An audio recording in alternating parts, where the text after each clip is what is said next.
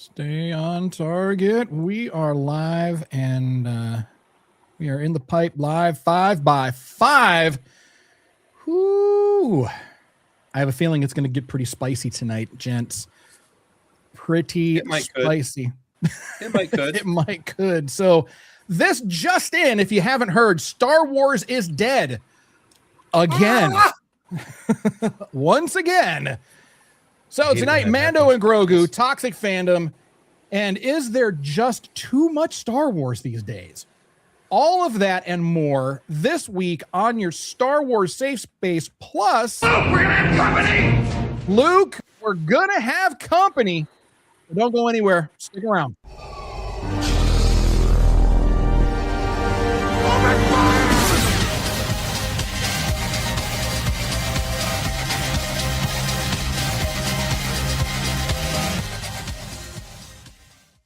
Hey there, Star Warriors. Welcome to Star Wars Safe Space, your non-toxic, low-sodium Star Wars show that doesn't make you feel bad for not knowing that the moon of Shikari, which is my new favorite planet, by the way, was inspired by Prohibition Chicago and is, in fact, an ecumenopolis. Ecumenopolis. Way to kill the vibe, just like Coruscant. So Coruscant, a city planet, is an ecumenopolis. Yeah, I can read and speak. So whether you're a hardcore Star Wars fan or just a little Swarzy curious, this is your Star Wars safe space. We are the Circle of Nerds, and we do absolutely love Star Wars, even if we don't always like it. So tonight we are going to be talking about the Mandalorian and Grogu, of course, the reviews, the ratings, the reactions, and the conversations it sparked across the fandom. Because if you've spent any amount of time online lately, you've probably seen people arguing about whether Star Wars is thriving, dying, or if it's just somewhere in between. So tonight we're asking a simple question. What does the reaction of the Mandalorian and Grogu tell us about the state of Star Wars fandom in 2026 and the potential future of the Star Wars franchise? So we're going to be talking about all of that stuff. And a word of warning to all you would-be Star Warriors out there, there will be spoilers. So please, if you haven't seen The Mandalorian and Grogu, go watch it because it's awesome. And come back and later on and rewatch us here. Did we have... Nope. So before we dive in with some news from our Keeper of the Holocron, let's welcome back to the safe space, Tim from Pop Culture Addicts. How are you? Oh, I'm just dandy. If I was any better, there'd have to be two of me, and there almost is. Oh. So what's going on? How's life been? What's going on with the Pop Culture Addicts? So Pop Culture Addicts, we are busy as can be as of late. We're having a good run of interesting guests. You had a really great guest recently. Yeah, we did. Just sat down with David W. Collins. He's the voice of Spybot from the Darth Maul series. And there's a couple others that are in the works that I can't say anything about yet. Sure. But they'll be... I'm crossing my fingers and hoping and wishing and hoping, mostly hoping and wishing that they're going to happen. But we've right now up on Pop Culture Addicts, we've got Doug Jones. I had to think of that. Why couldn't I think of that? But I had to think of Doug Jones for a few minutes. He, from Star Trek, the other Star Curious place. And so we have that. And then now we just interviewed David W. Collins. I've got my list here somewhere. What else do like Felicia Day. We've got Kevin Martin from Candlebox, the band Candlebox, coming on. Nice. We just interviewed Debbie Derryberry, the voice of Jimmy Neutron, and a few other things. So yeah, we're rounding out the pop culture-ness. Good. And Felicia Day is so much fun. Oh my God, yeah. She is the queen of the nerds. There is no doubt about that. So I've loved her since the old guild days. Speaking of, did you hear about this? They are currently crowdsourcing to do a movie. Yes. Yes, and we talk about that in the interview. Nice. That's So gonna be so yeah, much fun. that's a very big part of the conversation because with the guild, with the comeback, Felicia wanted to make sure that this was something that was by the fans, for the fans, and was not beholden to a major studio and their whims and what they wanted to do and why they wanted to do it and all these different things. Much like the Doug Jones interview this week, he talked about his documentary called Get Me Doug Jones. And, it's a, by the way, he's got a really killer Kickstarter coming up. And Felicia's going to have a massive Kickstarter coming up with some really cool gifts for people who back it. So, Well, I'll be back in it for sure because I was a guild fan back in the day. So, oh, for sure. Yeah. So 100%. All right. Well, Tim, thank you for joining us again. I know you have a lot to say about the state of things currently. Just a little bit. And let's meet the rest of our motley crew, shall we? Hailing from parts unknown, it is T to the Oni. We are especially in parts unknown today, folks. That's why I've got the shroud of mystery around me here. But welcome back to the galaxy. We're always happy to have you here. Let's get into it. All righty. And of course, captain of the infamous Parma Flyer, it's Crash. Hey, everybody. It's good to be home. Real busy out at Disneyland Star Wars Night. We'll get into that later on this season. But for now, let's not go in those S-foils because we got a lot to get into. There you go. I have so many questions for you, too, about all that stuff. So, but tonight, we are talking about, of course, what's on everyone's mind, the Mandalorian and Grogu. And it has been a ride. The ride began with the release of the trailer, and it has just been a roller coaster ever since. So we're going to get into it. We've waited nearly 7 years to see a Star Wars film. That alone, for me, the experience worth the price of admission. Being in a theater, looking at the big screen, being surrounded by a couple hundred nerds that are, you're sharing the laughs and the cheers and the gasps, and it's just a shared experience. Could this have been a season? Sure. Yeah. Yes, absolutely. It could have been a season. Should it have been a season? Nope. Nope. Absolutely not. We were able to see how John was able to really, really dive a little bit deeper, especially with some of the sets and some of the design work. Knocked it out of the park. And there was a really cool little interview between him and Adam Savage. They were in the hangar looking at some of the props and things. And he talked about how with a film, you have so much more time. You've got a deadline, of course, but you've got so much more time to really dig into things. Whereas with a TV show, you've got to get moving. It's got to get knocked out. Boom, boom, boom.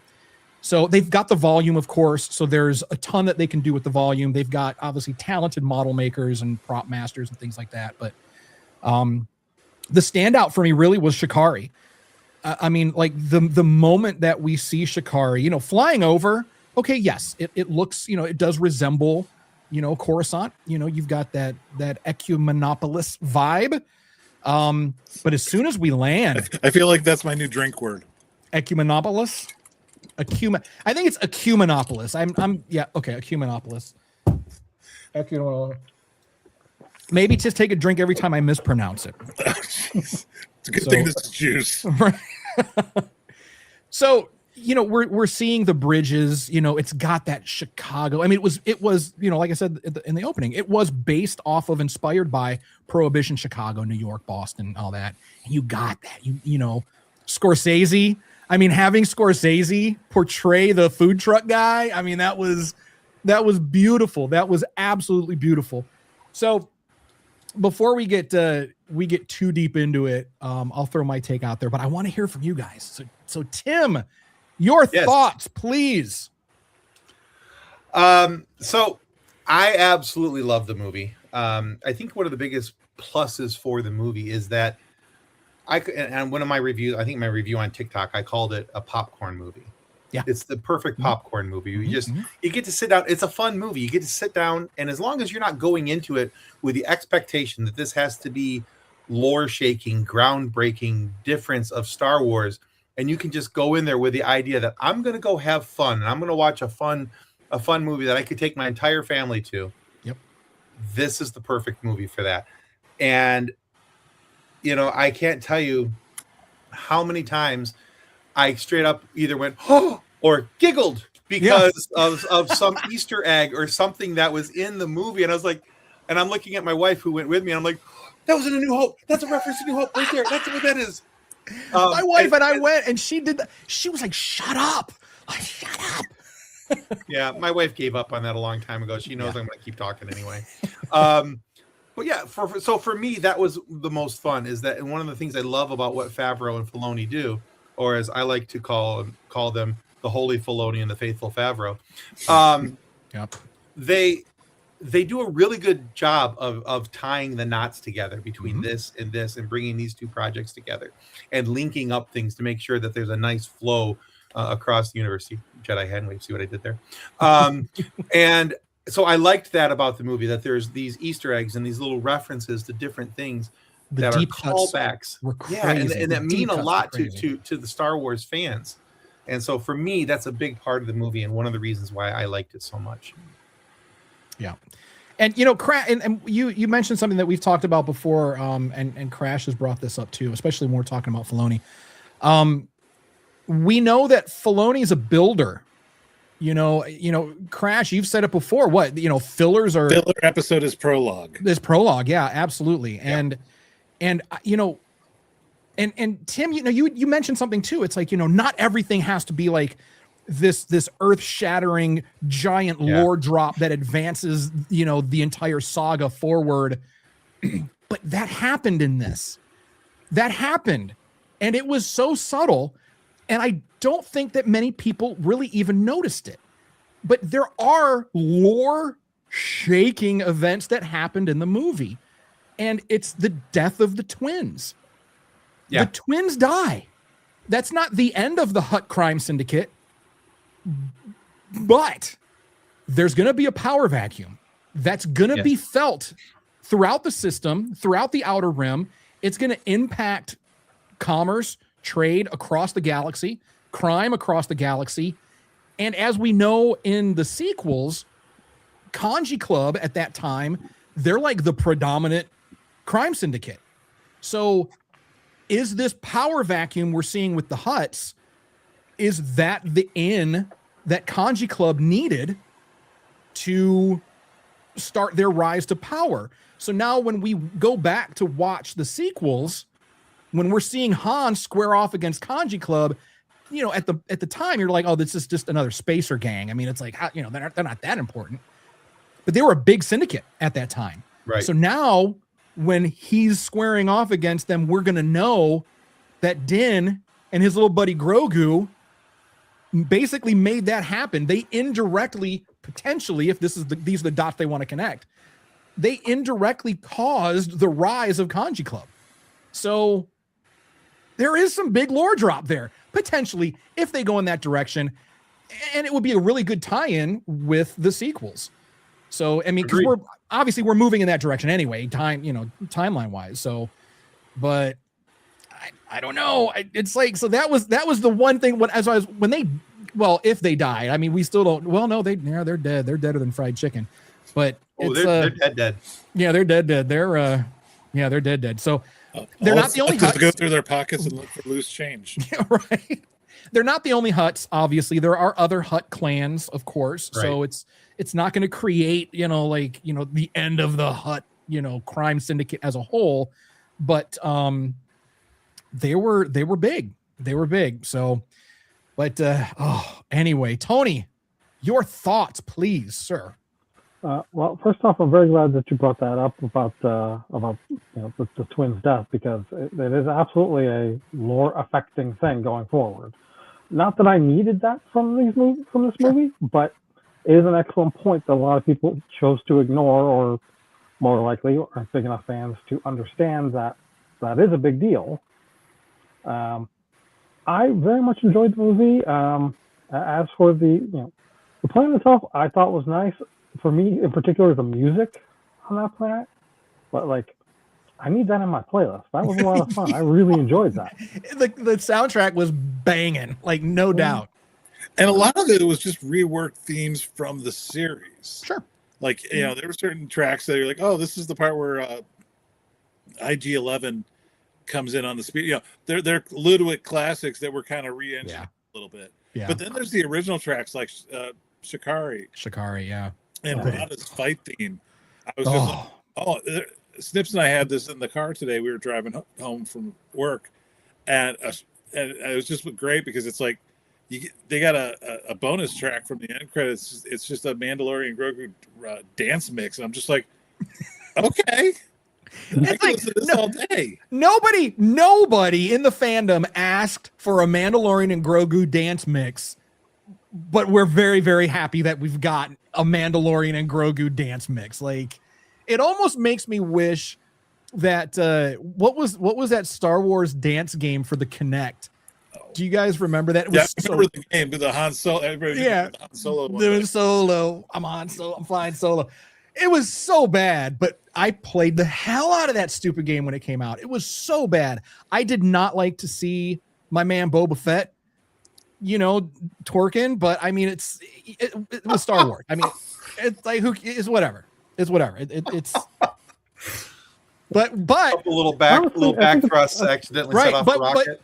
But Boba is vindicated when we see him in the book of Boba when he's like on the speeder, like, do it like this, guys, like, yeah. And that was memed to hell. They're like, someone put on, what was it, Lowrider from the band War there, and he was just on there just doing it. So Tony, what else? What were your overall impressions? Were there any like really deep cuts or Easter eggs that jumped out at you that you were just like, oh my god, I can't believe they put that in? So there's a couple of things. First off, like the scores for Star Wars have always been great, but I really appreciate between Andor and now the Shikari, getting actual music in Star Wars that's not just jizz. Yeah, it's not just soundtrack. Nothing wrong with that, but it's immersive. Yeah, I really appreciate that. But beyond that, individual things from the movie that I really liked. I really enjoyed seeing the old targeting computer from New Hope. That was a lot of fun. Although I'll get to this a little bit later, but there's one thing that I was very disappointed in that, but we'll get to that later. Yeah, we're gonna get to we're gonna show the love first, and then we'll get into our criticisms here in a minute. Yeah, absolutely. I mean, I know we've discussed on this podcast before. My man Embo. Oh, I've loved that character since the beginning. Yeah. And so great to see him. And you want to root for him. You want to root for him, but it's like, oh man, you're going against our boys, man. It's like, I'm conflicted. Yeah. So that was great. Getting to see Zeb. Obviously that's great too. I feel like they could have done a little, like for both him and Embo. It might have been helpful if they spent a little bit of time giving a little bit of backstory on them for people that aren't familiar. But it wasn't necessary, and as somebody who is familiar with them, I was very happy to just jump in and say, okay, we got these characters, we're right. Getting to see Baby Yoda kind of have his independence moment where he's got to take care of things because Din's taken out was brilliant and a lot of fun. Seeing him with the little Babu Frick and his buddies running around, right? Making the Yoda hut. How cool was that? Making the Yoda hut and then the head bonking. It's like, come on, man. That was get in there. Right? It's like, get in there. Go. Donk. Bonk. Donk. It was so good. It was so good. Yeah, definitely a lot of fun, a lot of great stuff in there. Again, like outside of the Death of the Twins, is there a lot of world defining things? No, but there doesn't have to be. That's not what it needed. It told its story, it did its job, and that's all I wanted it to do. So going into it like that, I mean, like you said, Tim, perfect popcorn movie. Just sit back, relax, and enjoy. And like, don't get me wrong, I've said multiple times, I love Andor. I love the seriousness of it, the kind of dark aspects of it. But there's absolutely nothing wrong with having something where you can just sit back and enjoy. Don't take it too seriously, and just have a good time. Amen, So, brother. all Amen. about that. And we've got Derpy in the chat, Derpy 501st too, with the jokes. I find your lack of dance skills disturbing. Look, man, it's been a while since I've played the game. And then he says, like a bantha. That's how Bobo was doing it. Like a bantha. All right, welcome to the chat, Derpy. That's funny. Someone had said, I saw this online. I need to go watch it again anyway. But someone said that you could see Hera in the background. I completely missed it. I didn't see her, if she is actually there, or if it was another Twi'lek. I don't know. But someone said you could see Hera somewhere in the background during the hangar scenes. So I don't know. I'm going to go probably tomorrow to see it again, and I will be. And my wife, she was like, "Why are you going to go again? Just wait for it to come out." It's like, no. I watched it the first time for the fun and the pleasure. Now I'm going back a second time to dissect it and take notes and look for all of the other little deep cuts and Easter eggs that I missed the first time. So, exactly. And if Hera is in there, and Tony, like you said, you would have liked for Zeb to get a little bit more. I promise you, because we all know how Dave is, there is going to be a live action Ghost Crew movie. It's going to happen. Travis, how's it going? Welcome. Derpy says, I genuinely believe the hate this movie is getting makes me question being a Star Wars fan, and the people who hate it are genuinely miserable people. I think everybody here on the show agrees with you 100%, Derpy, but one thing, you know what? And that's why we're here. That's why we're doing Safe Space, because when you said it makes me question being a Star Wars fan, none of us should ever feel that way. We should be fans with our whole chest, because these people that are constantly shitting on the franchise and looking for every single reason to shit on it, they're not fans. Because when all I do is spend my time looking for things to hate about a franchise, how is that being a fan? We're about to go into talking about what we didn't like about the show or about the movie. Of course, there's things about the movie we didn't like. Every single Star Wars project has had its missteps and its flaws. Every single one, except Skeleton Crew. But every single one has had its flaws, and you could sit there and you could pick it apart if you want to. But why? Yeah, Derpy, the nerd around. Yeah, we normally don't even mention them by name. We know who they are. We know who the fandom menace, who they are, but we don't do that. Travis is over here talking about on Easter eggs, the Martin Scorsese's Hugo is not only the same species as Rio from Solo, but their last name is Durant, implying they're brothers. Rio mentioned opening a restaurant, so it makes sense. Come on. I missed that. See, that's what I'm talking about. So good. So again, Tony, I promise you, we are going to get a live action Ghost Crew. It's going to be a Rebels reunion. It's going to be in live action. We're just testing the waters with Zeb. Derpy says he apologizes for the last comment. Please don't apologize. Please don't ever apologize. Say what you need to say, please. And thanks for the sub. I appreciate that. So we're going to get it, Tony. We're going to get that live action. I hope it happens before I die, but it's going to happen. Now that Dave is at the helm, forget it.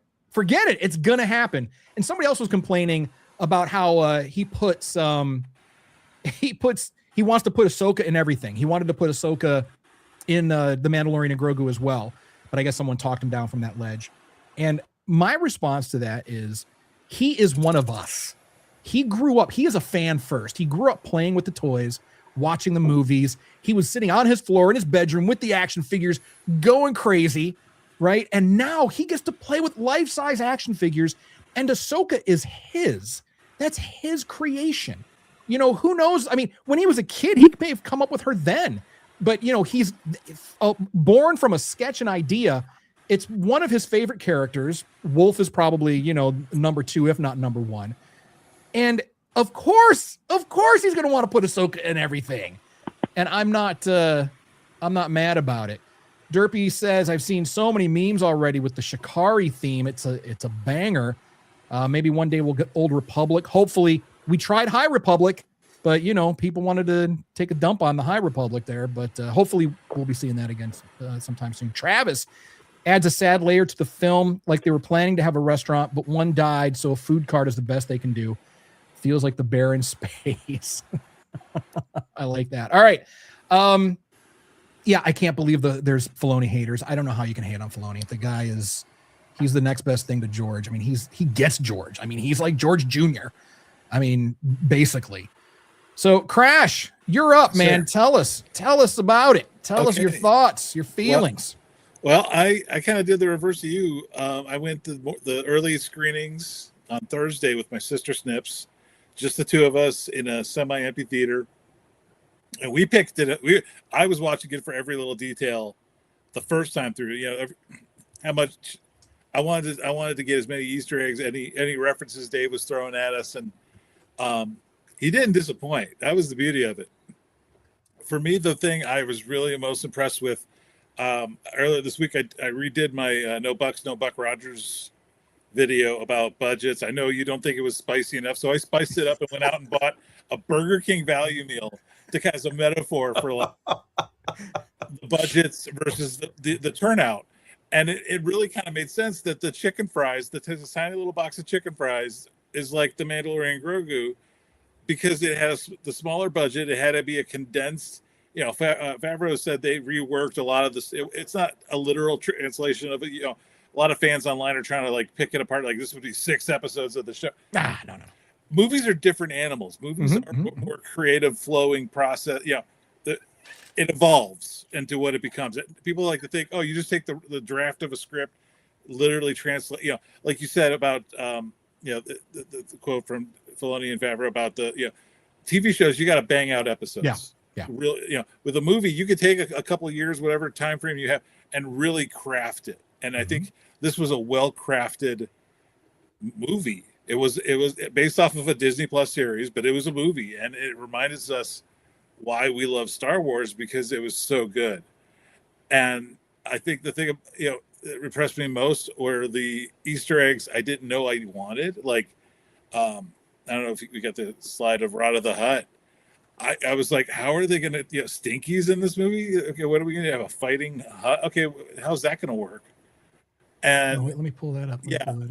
And he just, this guy's a rock star. And you don't, I feel guilty about missing leg day, even if he doesn't have legs. He hit tail day. Hey, just real quick. We're gonna get back to that. Derpy said, let's take a moment of silence for Marsha Lucas, who sadly passed away today. Oh no! What? Oh man! That was George Lucas's first wife, right? Right. And she edited Star Wars and a lot of other movies for that whole, that whole collaborative collective they had. She was a big influence on them early on. Oh man! Yeah. All right, so let's do that. Let's do that, guys. Let's pause for a moment of silence for Marsha.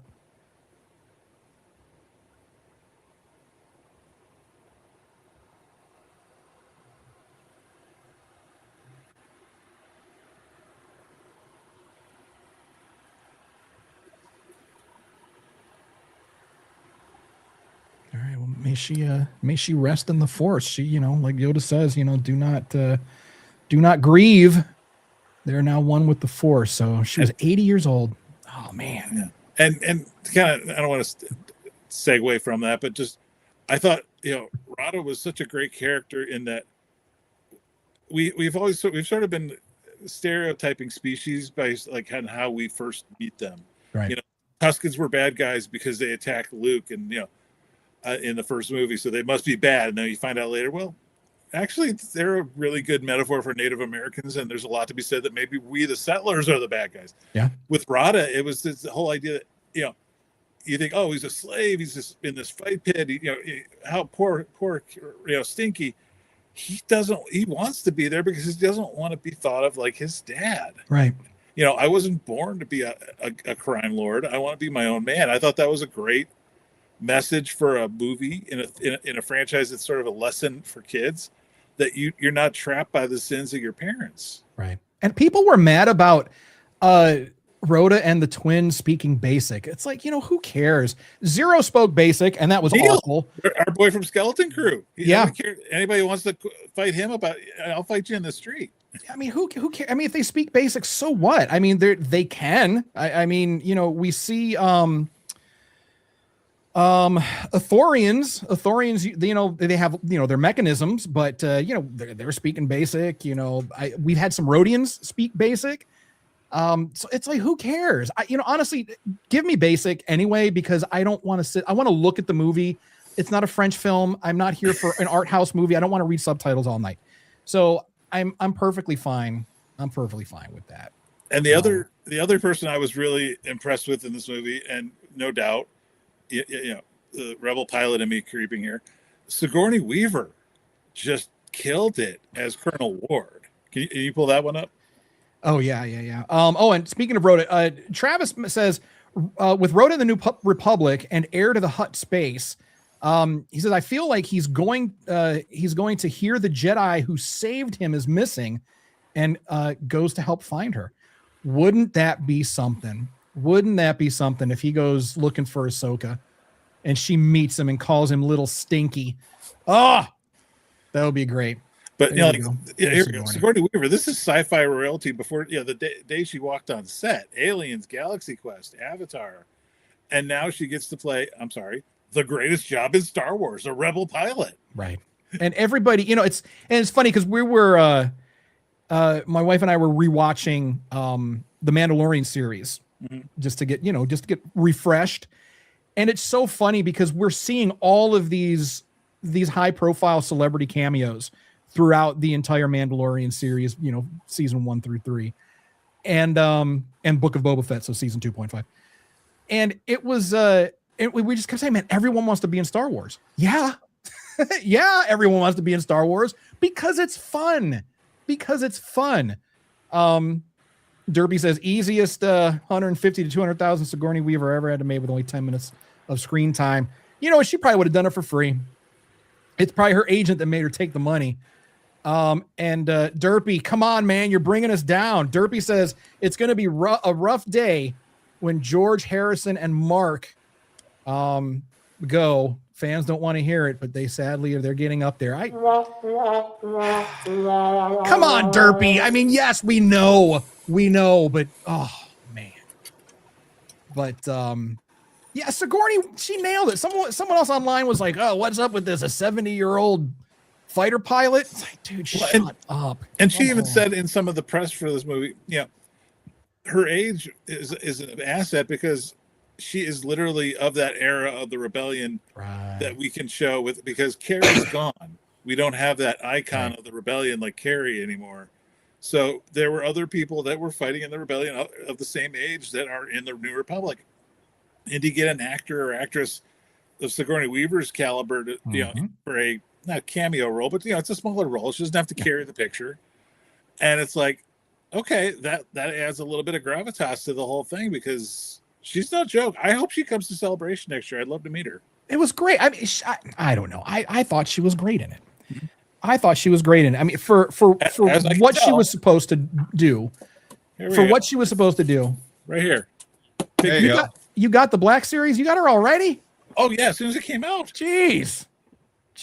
I don't even have my wall set up. I've still got tons of stuff to unbox. Speaking of that, look for it. Coming soon. I finally, after 5 years, did the unboxing for the life-size Sideshow Grogu. Well, this is the child, so this came out before we knew that his name was Grogu. So, and I finally got around to doing the unboxing because I wanted to take him with me to the movie. That was the only thing that motivated me to do it. So, I saw your video with the super loud kid in the background. How did the backpack work out? Fine. I wore it like a little papoose in the front. I put some Greeblies on it, weathered it up. Just a quick 10-minute weathering job, but yeah, it was great. I'm walking through the theater. There was a group there I don't know if they were 501st or not, but there was a costume group there. And there was a really, really good Din Djarin who was there as well. And he had a nice life-size Grogu with him as well.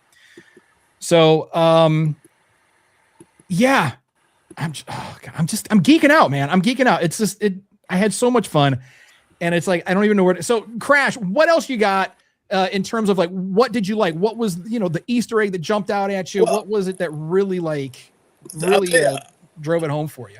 One of the things that really drove home for me was the fact that we get to see, there was a whole sequence where the lead character is the puppet of Grogu because Din's down. And I was really impressed with the fact that like this puppet is so detailed and Frank Oz would be proud at what they can do. And these guys, he carries the movie for like 20 minutes by himself, and he's like adorable in the process. Yeah, I agree. Derpy mentioned something, and you know what? We'll use this as the segue to transition into the dark side. So the opening scene of the movie with the Walker and Mando with Grogu, the first thing I thought of was one word: merchandising. Yes, you are not wrong, because it got me, because I got the stupid popcorn bucket too, the AT-AT popcorn bucket. I need this $70 stupid popcorn bucket that I'll never use? No, but it was there. I got the $40 Grogu one for my mom. She loves Baby Yoda, so yeah, I had this giant tub of popcorn. I'm shoveling it, and I'm like, the bucket's for mom. It's sitting downstairs. It's like a permanent fixture in the living room. I got the $50 Mando helmet, so Yeah, see, we all the merchandising gets all of us. For the boys, thanks for joining us. He said, I genuinely enjoyed it. I didn't do any lore expansion. It didn't do any lore expansion. That's okay. For the boys, you just missed it. We just talked about it. There was lore expansion. We won't do the whole thing again, but Hutt's dying, power vacuum, rise of Kanji Club. Go back, and once we're done with the live, go back and watch. It was early on. So there is some lore. There is some lore expansion potentially. So, see, now we're getting into, now Derpy is going off. So you're telling me Pizza the Hutt's relatives are villains. Now we're going off. Now we're going into Spaceballs territory. Next time, Pizza's going to send out for you. Okay. Enough of that. So speaking of the opening sequence, this is one of three gripes that I have about the movie. Only three. There was that, and then they all over the internet, they released the first 10 minutes of the film. That opening sequence was so good. It was so good. I wished I would have experienced it for the first time there. I could have avoided every trailer. I could have avoided the first 10-minute glimpse. That's on me. But I do wish that with trailers these days, they would give us a little less of what we're going to see. I can only imagine for folks that hadn't seen that scene, seeing it for the very first time, because it was the most swarzy thing that I've ever seen. It was the most Mandalorian thing. And as a Mandalorian, seeing Din just be a complete fucking wrecking machine was amazing. And I wish I would have seen it like first off, but still, it's like nothing away. But it was great because it was like an opening sequence of a James Bond movie. It's completely untied to the full story, but they literally just say, okay, here's 10 minutes of Bond just kicking ass, going down the mountain, just it's like, hang on, little buddy, busting up the arms deal scene. It's just unadulterated popcorn fun, and that is what this movie is, and will always be, and it's great. Yep. Derby says the text and title with the intro with the X-Wings, with the sun, very Top Gun. Extremely Top Gun. Yeah, very Top Gun. I was getting like China Beach vibes as well. For those of you who are familiar with that, that's a deep cut. But yeah. So there was that. A reminder to go take my Advil for my lower back, but thank you. But hey, you can think about Dana Delaney while you're doing it, because that was indeed. So there was that. That was, again, that's just the industry. The industry does that with trailers now.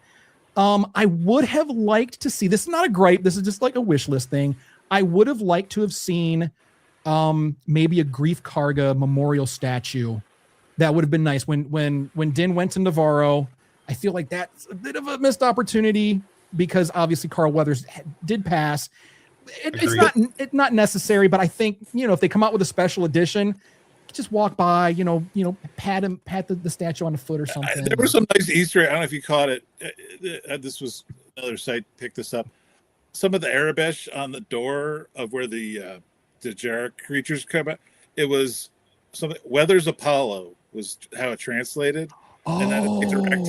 So I'm glad. I'll be honest. Okay. I'm glad they didn't do the statue because they did. It's like you don't do the same gag like they did with IG-11. I get it. Okay, that's fair. But the fact that they were very aware of Carl and his legacy, and I thought that was a nice touch. As someone who doesn't speak Arabic, I was like, "That's cute." Okay, I'll applaud that. All right, well, because I didn't realize that, so that's nice. That's a nice touch. Yeah, that's not, and calling back to the Rocky era, that was nice. For the boy says, I hope we see more of Rada in more future post Rot J stories. Hell yes. He's gonna show up in the next Dave Filoni Rebels reunion movie. I'm telling you, he's gonna be there. So my other final gripe, and this is something that I've had a problem with The Mandalorian since season 2. Din Djarin, can you please seal your fucking helmet? Please. Come on, my guy. That is Bush League. That is Bush League. In season 1, I get him, making some rookie mistakes like that. Okay, sure. But in the series, he almost drowns twice. And then now he gets gassed out? No, absolutely not. Absolutely not.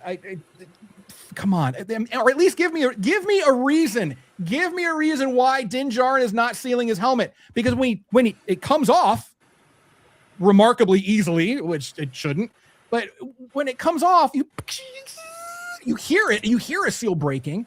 In season 2, when they put the helmet on Ragnar, somehow it seals perfectly around all of his beautiful hair. You hear the seal. So Bo had her seal on, and so did oh my god, what's her name? Bo's partner in crime. Koska, right? Yes. Yeah. Koska, yes. I mean, she dove right in to get Grogu out of that that little watery grave that he was in. So it's like, Dan, come on. That's like, but that's it.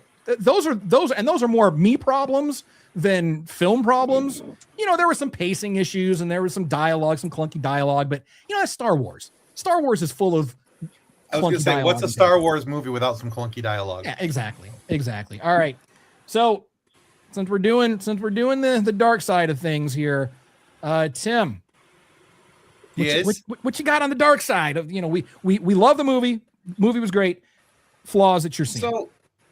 So I didn't actually have a ton of flaws. There weren't a ton of things that I went, God, I hate this about this movie. There's a couple things I didn't like and some things that I'll live with. How about that? So when I go see a Star Wars movie, one thing that I want in every movie is the opening crawl. I want the music. I want the crawl. Oh, yeah. I desperately look forward to that. It's a callback to my own childhood and watching the original trilogy over and over and over again. There was always a crawl. So although it's kind of cool in some of the movies to not have a crawl, I want Star Wars movies, Star Wars adjacent movies even, to have an opening crawl. So that's a minor thing. I'll live with it. And Davis said they're actually reserving that for the Skywalker saga. So the saga films will probably get there. Right. Films are the only ones that are going to have the angled crawl. Yeah, I get it. But you notice like a lot of shows like Ahsoka, even Solo has, there's always a little text at the beginning, and they've all done it a certain way. Something, but not the angled yellow letters like we know. Yeah. But Tim, let me ask you this, because you do bring up when we're talking about nostalgia. Yeah. When the switch was made to Disney, do you find yourself missing the 20th Century Fox opening No. You know, the fanfare and then like the Lucasfilm. No, that's not No, a because that doesn't really matter to me because it really the movie didn't start to me until the crawl. the crawl. The Okay, crawl that's was fair. the most important thing. So That's fair. I understand your point, and that makes total sense to me. Sure. And now that you mention it, now I'm probably going to miss it, and I'll hate you for that. But just for my own thing, it's always been the crawl, and so that's always been kind of my thing. The other thing that I didn't like, but what's one of the things I love about Star Wars is when you have friends and whether they're your lifelong friends or your podcast friends, and you sit down and you talk with them about the things that you went and got to see at the theater. And I was so excited about the movie. And I was talking to my buddy who had just got done watching it, and I said, but one of the things I hated was that Rada didn't speak Huttese, and that he didn't have the same, and he's like, well, why would he? I'm like, what do you mean? He's a Hutt. Why wouldn't he? And I think, we talked about this earlier. You come would have certain expectations with certain species, so he's a Hutt, so he has to sound like this. Right. And he's like, he grew up away from the Hutts. He was raised in a different format, in a different area. Why would he sound like the rest of the Hutts and have that different cadence and speech and, accent and all those things? And I was like, damn it, I hate it that you're right. And don't forget that Zero, we a lot of people, we don't like the execution. We know that's not a very popular character, but he spoke basic too. It's an understandable change. Yeah. Especially again, like you said, Zero, I have a feeling grew up on Coruscant away from Nalhada. So maybe like Hera, the French accent goes away when she's not at home. I was going to say he grew up down in the swamps of Louisiana, that part of Coruscant. Yeah. So, he hung out in southern Coruscant. Oh man, yeah, Zero. Thanks for that mind wipe. But yeah, no, those were the only things that I didn't like about the movie is that I didn't really I missed the crawl. I missed that. And I wanted to see. Okay, so it was mentioned earlier that it was cool to see Grogu kind of holding his own for 20 minutes and kind of doing his thing and protecting Mando and building the Yoda hut and all these different things. And for the most part, spot on. I get all of that. Right. The only thing I don't like about it is that we had this scene of him like getting ready for battle. I mean, he's putting on grenades, he's putting on his belt, he's doing all these things, and I'm like, all right, we're gonna about to see little man kick some butt. I was kind of disappointed that there wasn't a payoff to that scene. Right. I wanted to see a little bit of action from Grogu and see him use his force powers for more than okay, hey baby, do the magic hand wave thing. Magic thing. Magic hand thing. But other than that, those were my only real complaints about the movie. I wanted to see more action out of Grogu. I wanted to see more screen time with Zeb, and I wanted a crawl. And I rescinded my annoyance of Rada speaking basic and that where I could understand him. So that was really about it. Otherwise, it's just a fun movie, and I feel bad that I don't have really anything to complain about. No, that's a good thing. That's a good problem to have. I mean, it's no Rise of Skywalker for my level of complaints, but that's a whole nother complaint for a whole nother time. That's a whole other episode. We could do a series. We could anyway. But I had to have silver linings for that movie, but still. Sure. Yeah. Sure. And that's, and that's a really good point too, Tim. That's a good point because as much as we can bag on all of the Star Wars films, there's a very specific scene in A New Hope that I always bag on every single time I see it. It's been through so many different special editions and updates, and I will never know why they left this in, but there is a scene in the meeting room on the Death Star when Vader and Tarkin are talking about how Leia resisted the mind probe and all that and the torture, and Vader stops talking, but his hand is he's still gesturing but there's no sound, so the editing on Vader's Italian. I was He's gonna like, say, did "Oh, you not know he's Italian? Hey, Hey, come on." we're gonna do some torture. It's like I told you, she would never break. But do you want to listen? No, you don't want to listen. Do you listen to me? No, you don't. So, but yes, we can always find problems. These are science fantasy movies. The only thing that makes them not B movies is their budget and the level of special effects. But I mean, really, if you think about it, these are very corny. They're space wizards with laser samurai swords and cowboys fighting Nazis in space. I mean, that's exactly what these movies are. But it's like, but why pick them apart? You know, like you said, every single, even the holiday special, everything has a silver lining. Every single Star Wars project, it has its flaws, but they have its silver lining. So Tim, yes, that is a great point. One thing I did want to bring up though too, I like flat caps. I like these. I specifically get my flat caps from Boston Scally. Not a sponsor, but could be. I don't know. Boston Scally. If you haven't seen The Mandalorian Grogu, do it now, because I was so happy to see in the crowd, there were people in the crowd wearing flat caps, and they had like little lights on the side. And the only other time we've seen that was in Mandalorian season 2 it was Book of Boba. When Mandalorian goes into that meatpacking plant, and some of the guys working in the meatpacking plant, a couple of them had flat caps, but they were more like Baker Boy, Peaky Blinder type caps. But the guys, on Shikari, they were wearing more like Boston Scally type caps. So Boston Scally, if you're listening, and I know you do watch the show, if you don't work out some kind of a deal with Disney, Lucasfilm, or whoever, you're missing out, because I'll buy every colorway that you produce. It's got to have little lights, got to be screen accurate. Because when I'm in costume, I like to wear hats. But if I'm in costume for one of the clubs, usually there's no hats, but there are now. Yeah. Anyway, I'd wear all right. it. Yeah, I'd rock it. So, Crash, what are your gripes, if any? Well, I actually don't have too much to gripe about. This was a really good movie for me. Before we run out of time, I do want to do a quick shout out to some of our Star Wars Safe Space friends. We're not running out of time. We're just going to keep going, man. This will be a long one. They shared some of their pictures from their did they? experience with us. All right, let's put them up. Let's put them up. Here's our buddy Dylan Flex Carter. He was rocking his own Mando costume. He's with a friend. Oh, He sent nice. a couple shots. Next up, we got Eli Harris. He just joined the page a couple days ago. Eli, welcome. Welcome to the Safe Space. Got the mug. Yeah. That's awesome. The merchandising, man. Merchandising. I want to make sure I say this right. Hawks Kiotos is his screen name.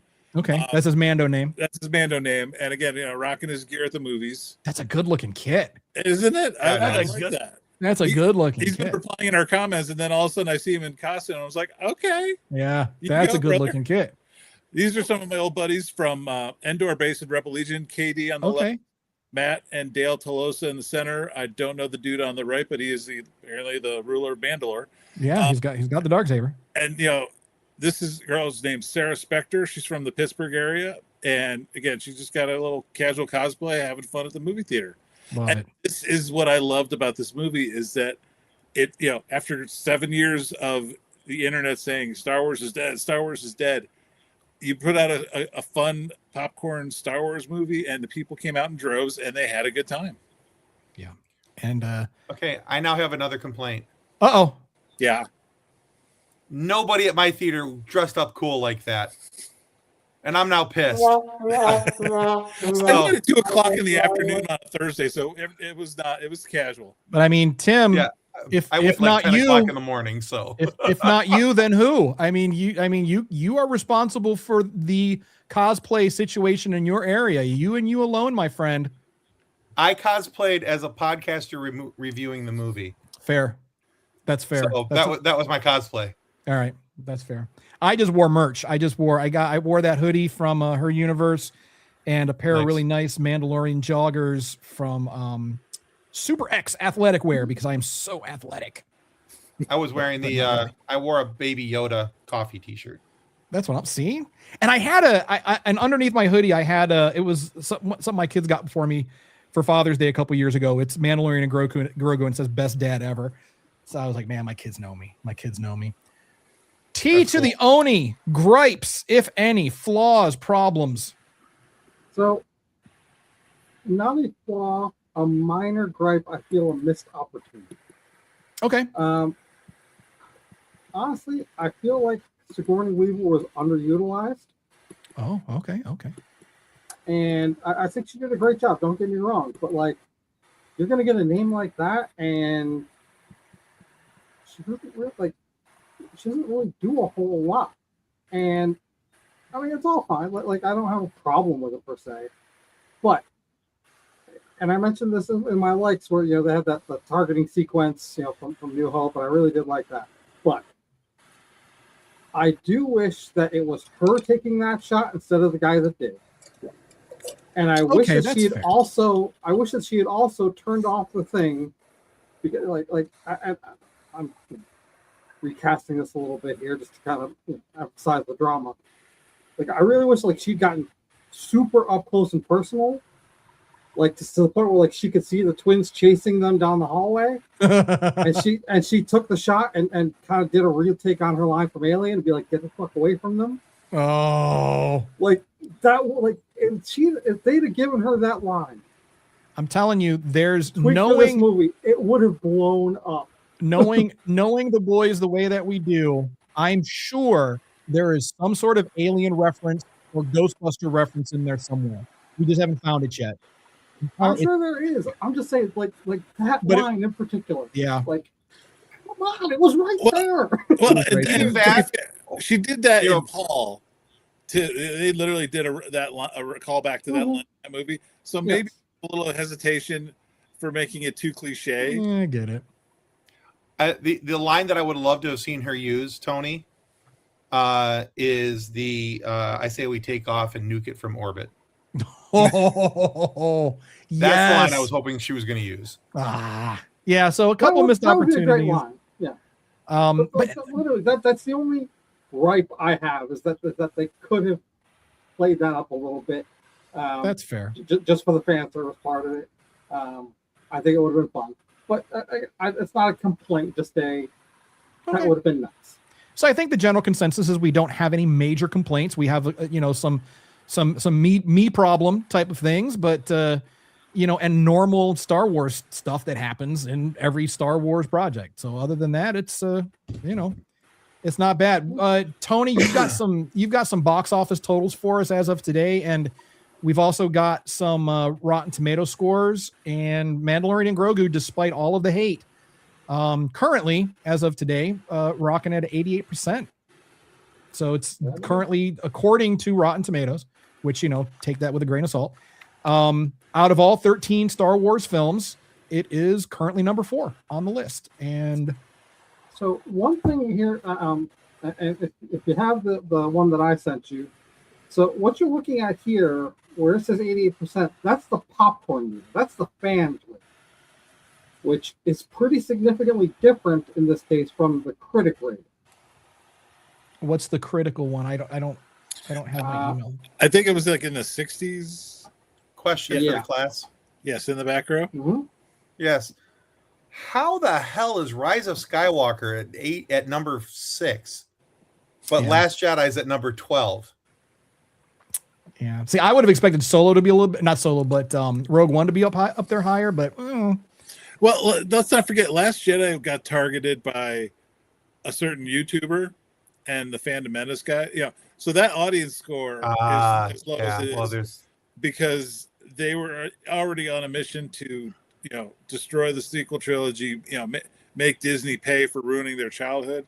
That's it was the comparison they were making for this movie was that even its box office numbers were barely on par with Solo. And you leave out the fact that we live in a very different world post-COVID. And, people can argue all they want about was COVID a real thing or not.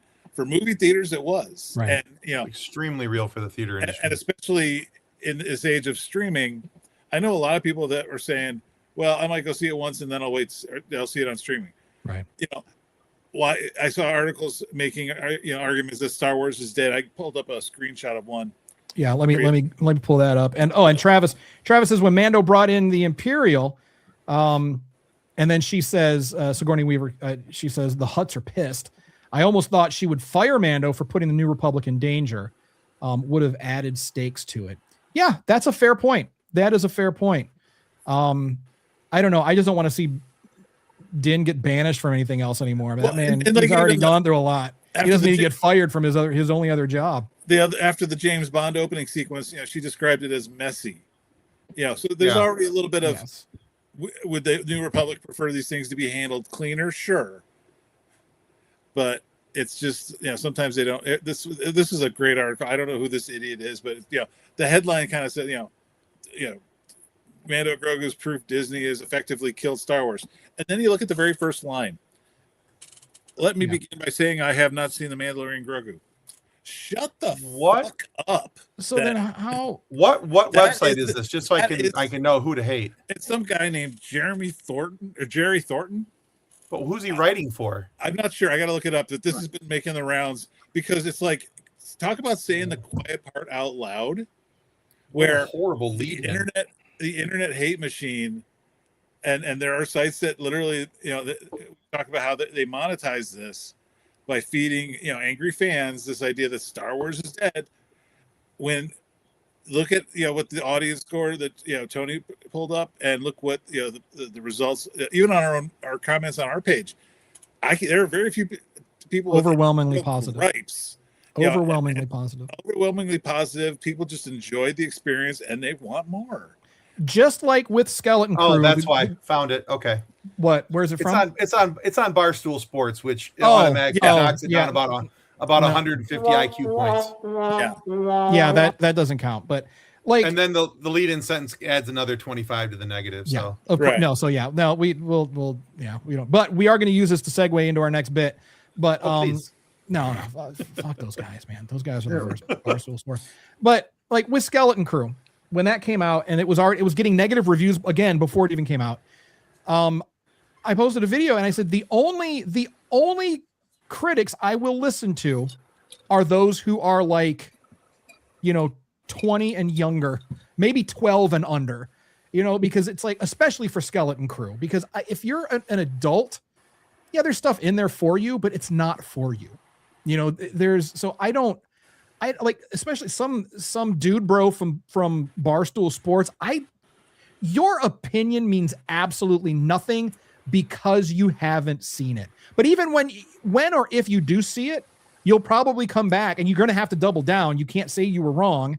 So you're going to come back and say, oh yeah, it was even worse than what I wrote about before I saw it and blah, blah, blah. Shut the fuck up. Just leave it alone. Yeah. Leave it alone. So these are the box office totals. This is what we're looking at, Tony.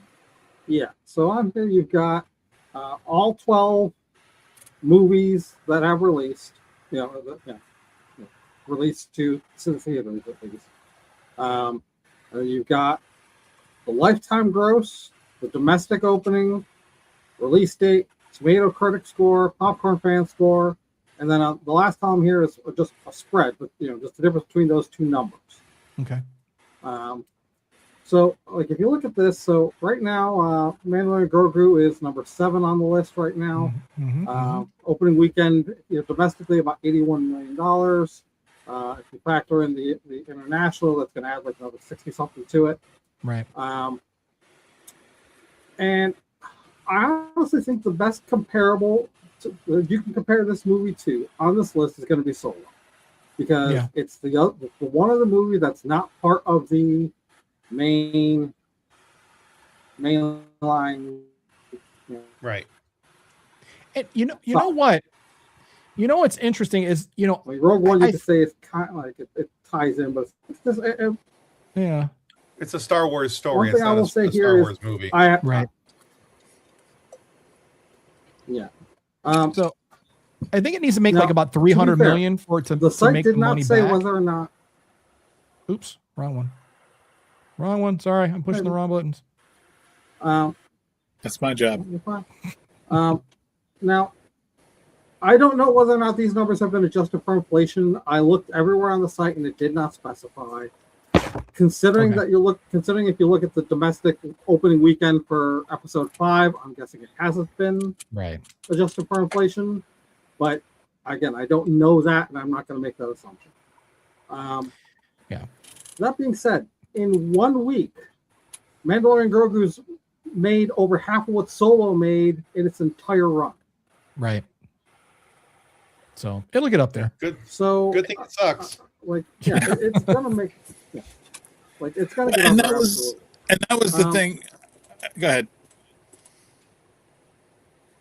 Tony, you're cutting out. It does fascinate me. I'm sorry. It was okay. In particular, the spread for 8 and 9 between critics and fans, like that's just crazy to me. I'm curious to see whether or not for Mando Grogu that number kind of balances out a little bit more, because that number's pretty way off too. But we'll see. We'll see. I think I like the crown, Tim. I like the Grogu crown. Very nice. Crash, I think you have one as well, don't you, somewhere? Yeah, I'm looking for it. Here we go. So, all right. Everybody got the Grogu. I need to go to Burger King, apparently. I got a Mando one, too. It's just off camera. Oh. But, and this was interesting. When I was crunching numbers for that No Buck Rogers video, Andor, the 2 seasons combined, had a budget of $705 million. Whew. That is a record for any Star Wars project. And again, as I said in the video, they put out great content. Sure. 2 seasons, 16 hours of great storytelling, and you better, because Mickey Mouse cut you a check for $705 Yeah. Whereas the budget for Mando and Grogu, the movie, was $165 million, and that was to take, like we said, a TV series that is usually very on budget, on time, and rework it where you can kind of mold it like clay, like a statue and artwork, into what you want it to be. You can take the time and really formulate a story, right? Which Jon Favreau does. He does so well, and they'll make their money back.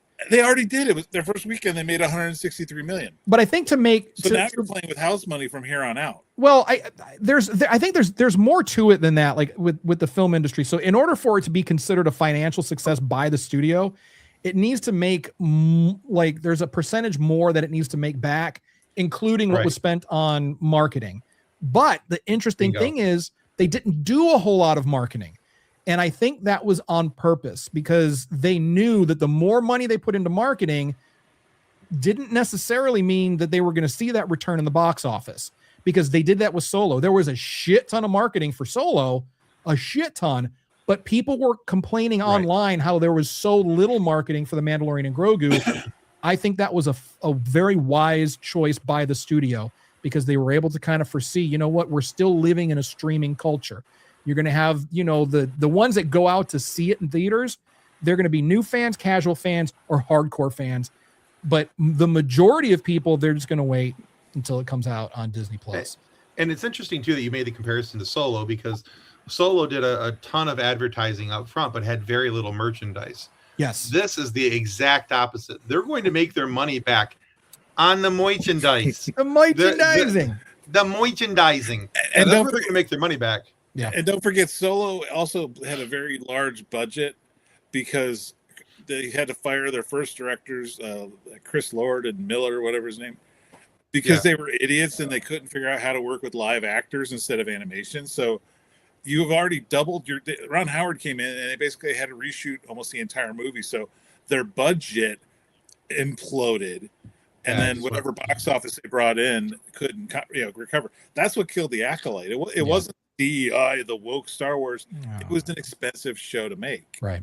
And hopefully, I know that they're kicking around the idea of a possible season 2. I know that it's out there. And I think, Crash, I agree. I think it's going to come down to budget. I think everything comes down to budget. But I think that with enough fan support, and I think there is going to be enough fan support, because you've got people revisiting The Acolyte all the time.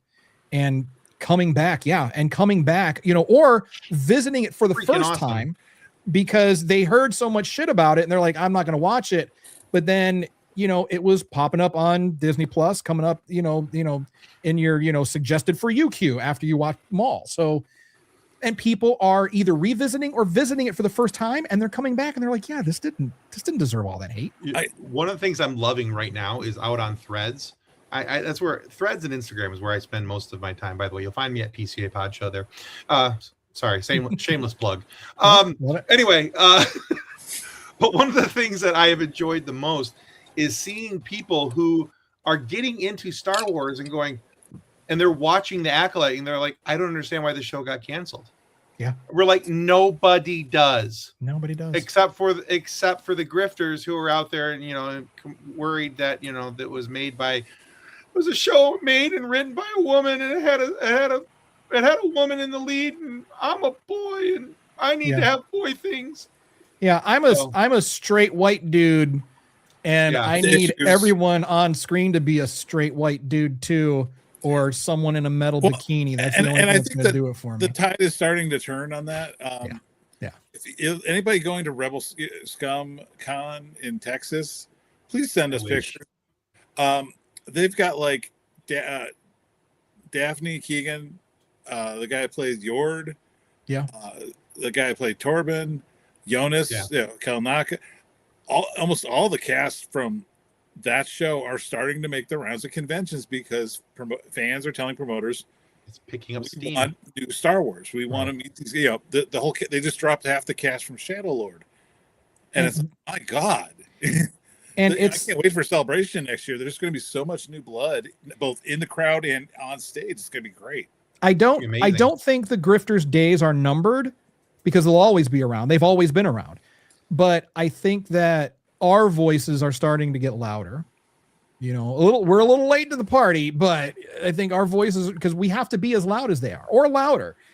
So speaking of the death of Star Wars, Mandalorian Grogu is proof Disney has effectively killed Star Wars. That was from Jerry Thornton, hack journalist for Barstool Sports.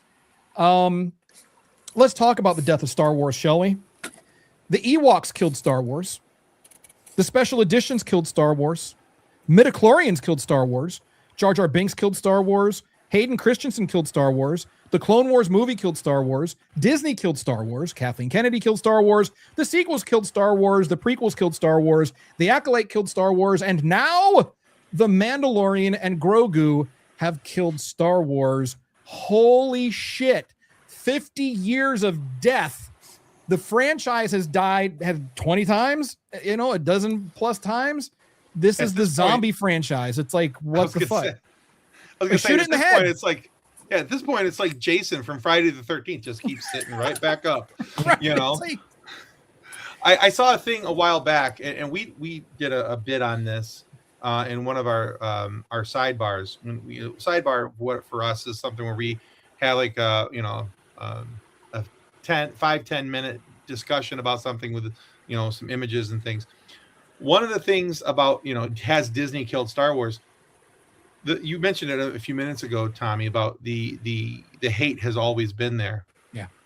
We put on screen a picture of a fanzine because that's what we had back in the days of the original trilogy before the interwebs were a thing and we could do all this great conversating online. There was a Zine that people could subscribe to crap on Empire Strikes Back. That's all it was there for. They hated it. This was not a Star Wars movie. This has nothing to do with A New Hope. And why are we sullying this good franchise with this subpar movie?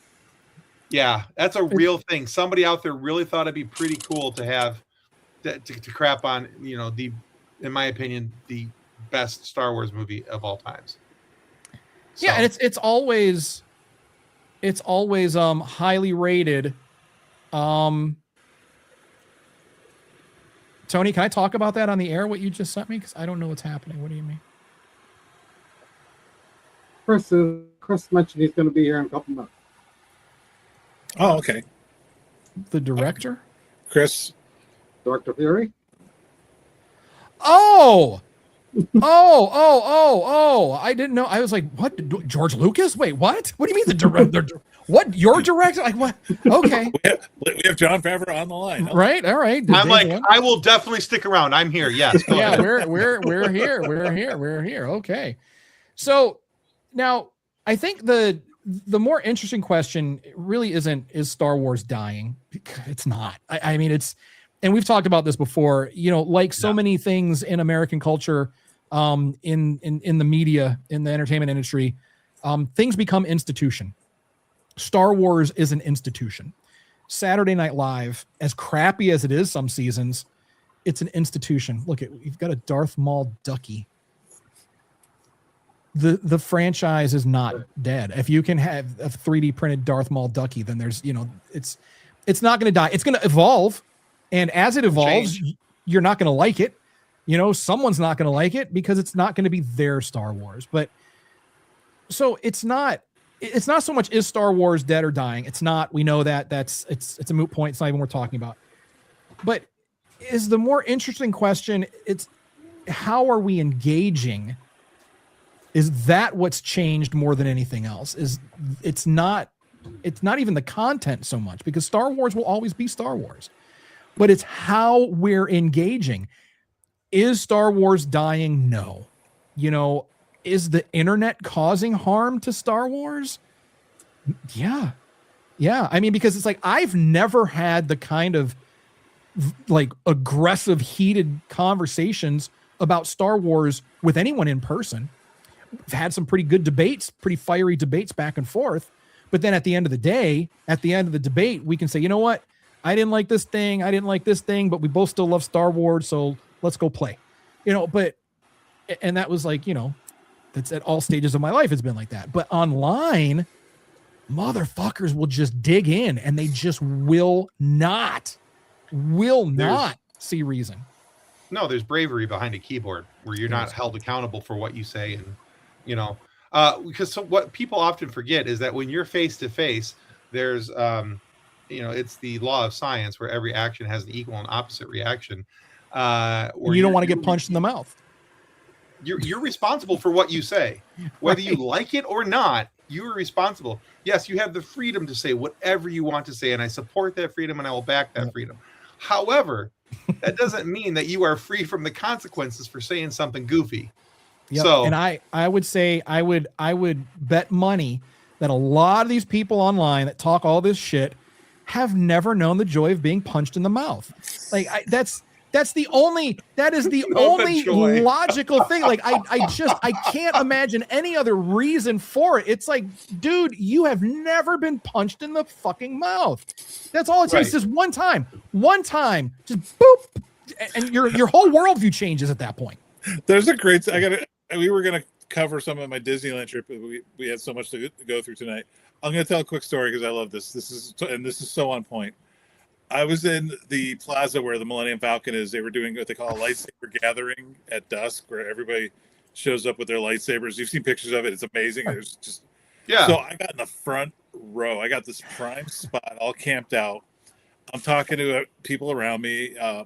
Anybody out there listening to the podcast, if you took a picture of my belly to get our logo, go ahead and post it on our Facebook page. I think that would be. Oh my God.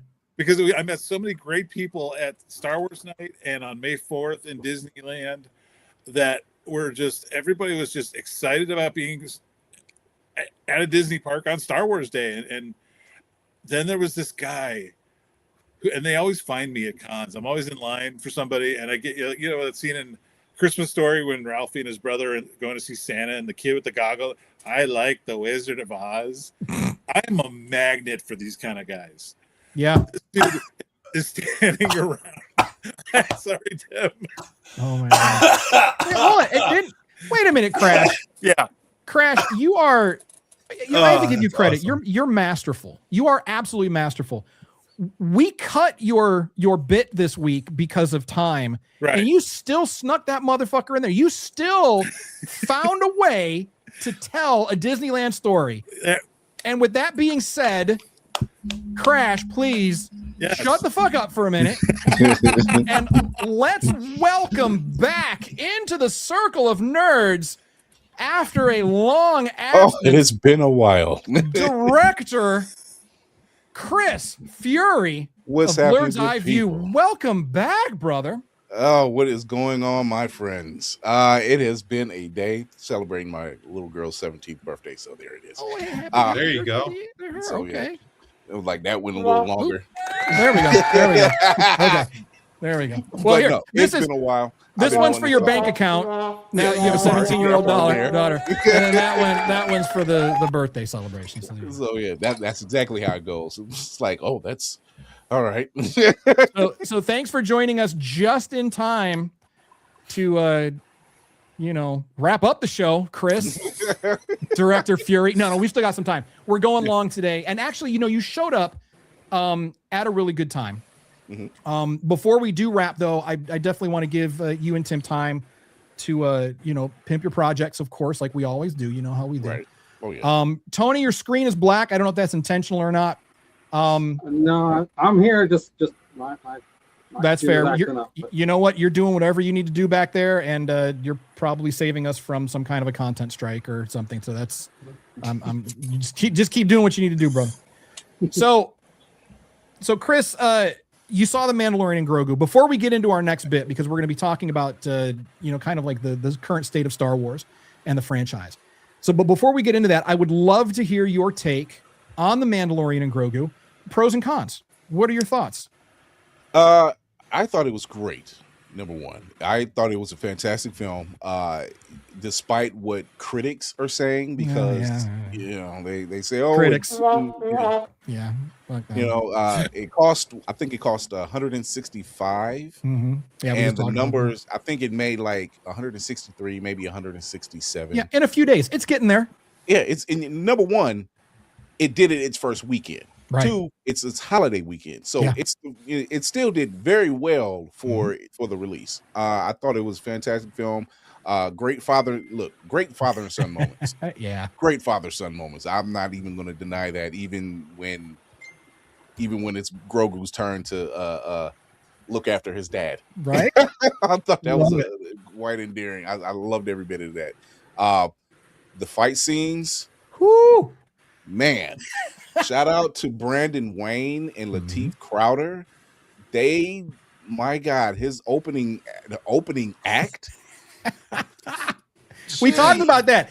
10 straight minutes of Din Djarin being a wrecking machine, and I called Crash it was like, it's like James Bond watching a James Bond. Yeah, it was like watching the opening of a James Bond movie. Yeah.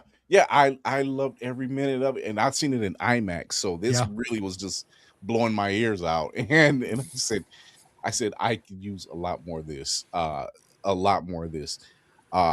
will say that for people who are just coming into it, if you've seen the show, fantastic. Yeah. But this is is a great springboard, especially for kids and families, to get into it, because it's not really bogged down too much by the lore of the entire universe. Mm-hmm. So that's a plus.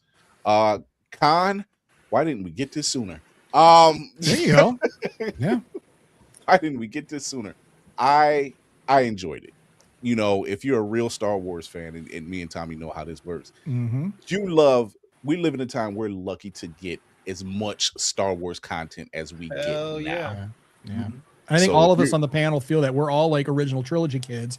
Yeah. And we know about that, like 16-year gap between films where all we had was the books and comics. And that and time our when toys. we walked in the desert in single file to hide our numbers. Yeah, I To remember. hide our numbers. Yeah.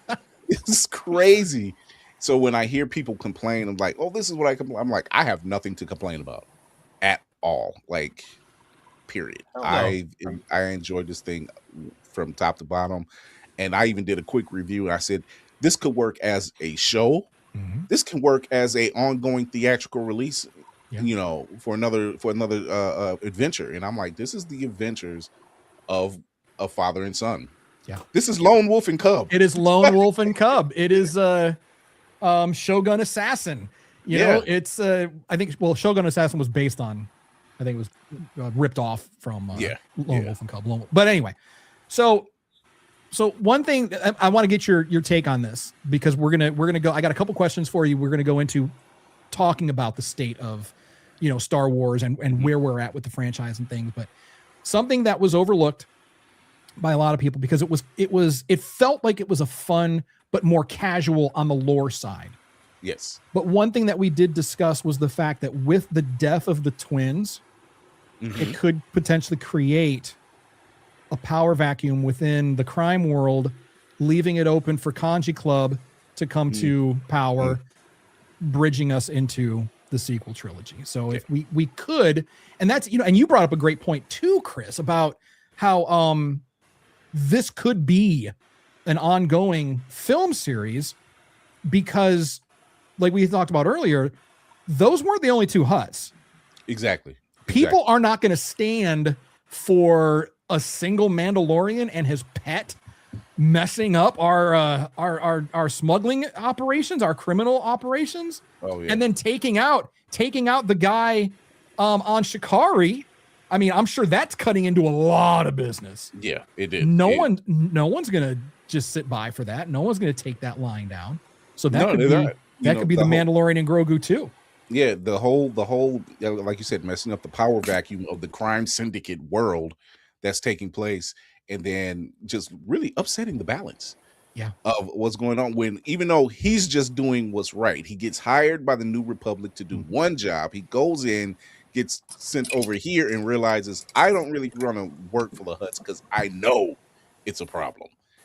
Absolutely. Only to turn around and realize, I was right to trust my instincts. Let's do this instead, and go the right way, of course. And despite it being the right way, it still creates another problem of issues of problems. Yeah. That they're not going to see it right now until it really comes down to it. Right. So there's no telling, like with the twins going the way they did, who says they don't have backups? They're just they were getting ready to get rid of their only nephew to cut off any loose ends. Which means they're not hurting for Hutts. I mean, there's no shortage of Hutts. So we will have to wait and see. So Chris, I got a couple of questions here for the group about the future of the franchise. But before we do that, tell us a little bit about Blurred's Eye. All right. So Blurred's Eye View is a podcast and web show. We talk about all the nerdy stuff. Wrestling, comics, anime, gaming. We interview a lot of dope Black creatives that talk about all this great stuff. We do reviews of TV shows and movies. X-Men 97 is coming up, so we'll probably be doing a weekly review of that. We have Mandalorian Grogu that we're going to be doing our own review of that as well, once the entire team gets a chance to check it out. And we just really have fun. We take 2 hours out, 4 hours, because we're Tuesday and Thursdays, 8 p.m. Eastern on YouTube and Twitch, and you can listen to us where you listen to your podcast. But we give people 4 hours a week to kind of get away from the wild reality that we're actually living in, and let them know, hey, it's fine to rise, resist, and rebel. There you go. We're a bunch of space bandits that's taking care of business, and there it is. And that's our new closing tagline too: rise, resist, and rebel. That's there it is. So shiny. So let me ask you this: for people that don't know what blurred means or blurred culture, what is that? What is this audience that you want to give franchise to and voice to? We are Black nerds. We are Black nerds, and like I said, Star Wars safe space. We are a safe space, to allow everybody to discuss it. And I see Grogu off in the corner, and then you see the tag right there, right about there. But yeah, we provide a safe space for blurs like us and even nerd allies to just talk about it and half out and just generally just geek out. Yeah. Just generally geek out, because we see way too much BS. And besides, when people say, I don't like politics, I said Star Wars, X-Men, Serenity, Star Trek. I can go on. It's all politics. Nerd culture is political culture. Hey, Chris, let me ask you something. You kind of touched on it. I go to a lot of conventions for the show, in my own time, but I do a lot of reporting for the show from conventions. For the show. Yeah, for the show. Tommy's paying for my next trip to Disneyland. Let's put it that way. But I've been to a couple cons lately, and one of the things I've said this on the show. Tommy and I were both in the Rebel Legion and the 501st. We did the professional cosplay stuff, and there's a certain stigma about that. But when I go to conventions now, especially in areas like Detroit and here in Cleveland that has a very large Black population of nerds, I like seeing folks cosplaying what they love. I ran into a lady here at Fan Expo Cleveland. Hell yeah. A black woman dressed like Princess Leia with the buns. And I said, ma'am, can I take your picture? And she's one of our Facebook friends now because a guy like me took a second to go, you know what? I see you. I appreciate you. What is that like? Because I used to work with people in Rebel Legion. I won't name names, but they were always sort of like casting.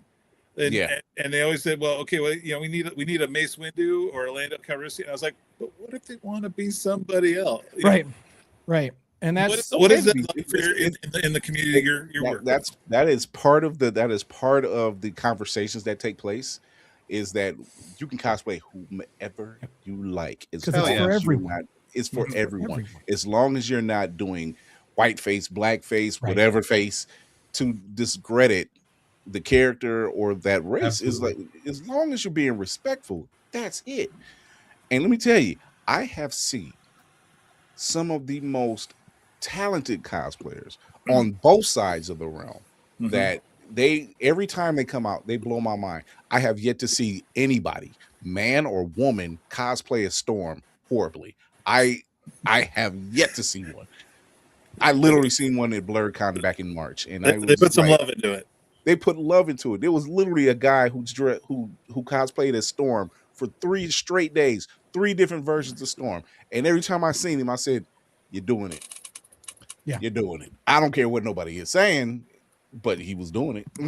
I remember there was a couple of years ago, there was a cosplayer and she was getting shit. I believe it was on TikTok. Everywhere. For cosplaying Hanada.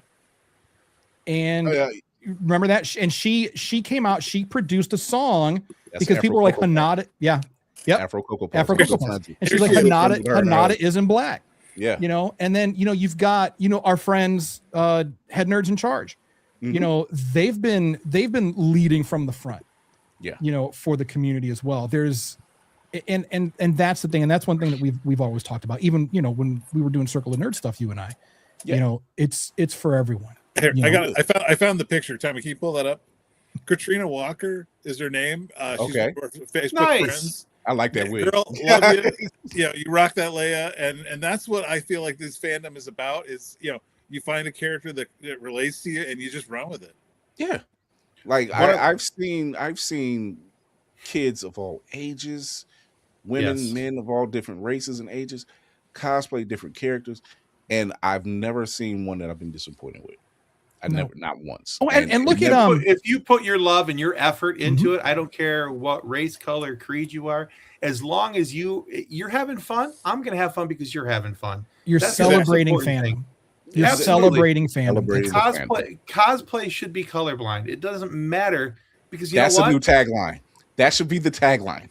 Cosplay should be colorblind. Yeah. It doesn't matter because the thing is that so in the movies, Princess Leia is white, but you know what? She's not real, so she could be whatever. Right. It doesn't matter. Let people be it. Let people have their fun. There's enough crap going on in this world. You don't need to crap on somebody's day to make yourself feel better. She looks lovely. She looks like she's having a fantastic time. She looks comfortable. I'm gonna be honest with you. She looks comfortable. Hell yeah, she does. She looks comfortable. Yeah. And so, you know what? Yeah. Not to go completely off topic. This is probably my ADHD or whatever. I don't know, but the girl standing behind her in a red coat, does she not look like Karen from Daredevil? Okay, it wasn't just me then. All right. I was like, she was giving me something. I'm like, Jacket, Buffy, maybe no. I'm like, then I'm looking at she's giving me like Karen vibe. Okay. All right. So anyway, So look, I seen a woman who was wearing ripped blue jeans, a black leather jacket, and a scarf and cereal. I thought she was doing Jessica Jones. She was like, "Oh no, I just like this all the time." You look great, right? So you should cosplay that, and you can probably win a little cash prize out of it, out of your regular day wear. So, in Monroe, Michigan, every September there's the Monroe Comic Con. It's one of my absolute favorite Comic Cons. If you're anywhere in the Michigan area in September, early to mid September, usually, check out Monroe Comic Con. But last year, and I'm trying desperately to find the picture, and I'm not having success right now. But there was a gentleman who walked in. Full Darth Vader regalia, and I'm like, man, that is awesome. Can I take your picture? Because nerd, and I had to take his picture. And so he takes off his helmet, and it's this really nice black fella. And he looks at me and he goes, "That surprised you?" I was like, "No, James Earl Jones is black." Right. And he's I've like, used that "Hell on yeah." somebody. They were just like, Darth Vader's white. And I'm like, technically. Then why, if he's white, then why is his voice box black? Exactly. Right. I was just like, There you go. you know. And you notice in the promo pictures from A New Hope, and I know this kind of goes down a little darker path, but a lot of the cast pictures were Mark, Harrison Carey, David Prowse.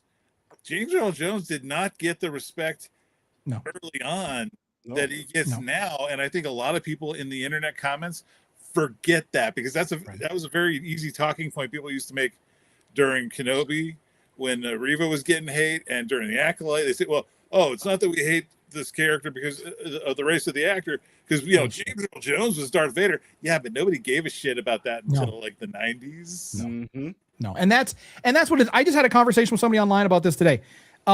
This asshole was like, he was saying, different. The other asshole. Different. We know so many assholes. No, but he was How many assholes we have on this ship? I knew it. I'm surrounded by assholes.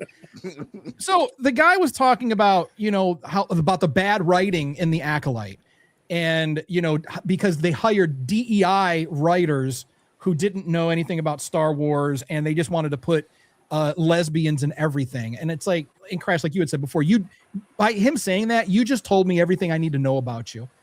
But my only hang up with the Acolyte was it was too short. Yeah.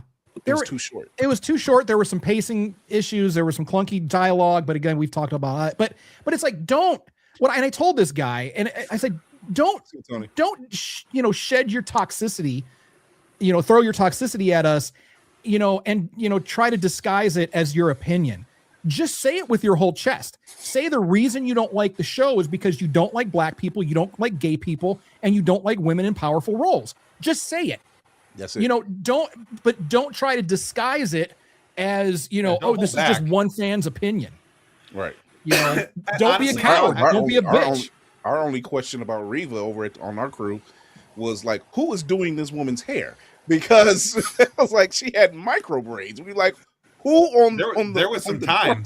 Yeah, there was some time put into that. Like, who's doing? I'm like, why? Who's the hairstylist over the Force? She was like, and I think that's very short-sighted to think that she had like a droid or something. She's very powerful in the Force. She used the Force to braid up. I mean, there's no reason not to, but it was probably a droid. Yeah. It was probably a droid. Or what if it was Vader? What if it was Vader?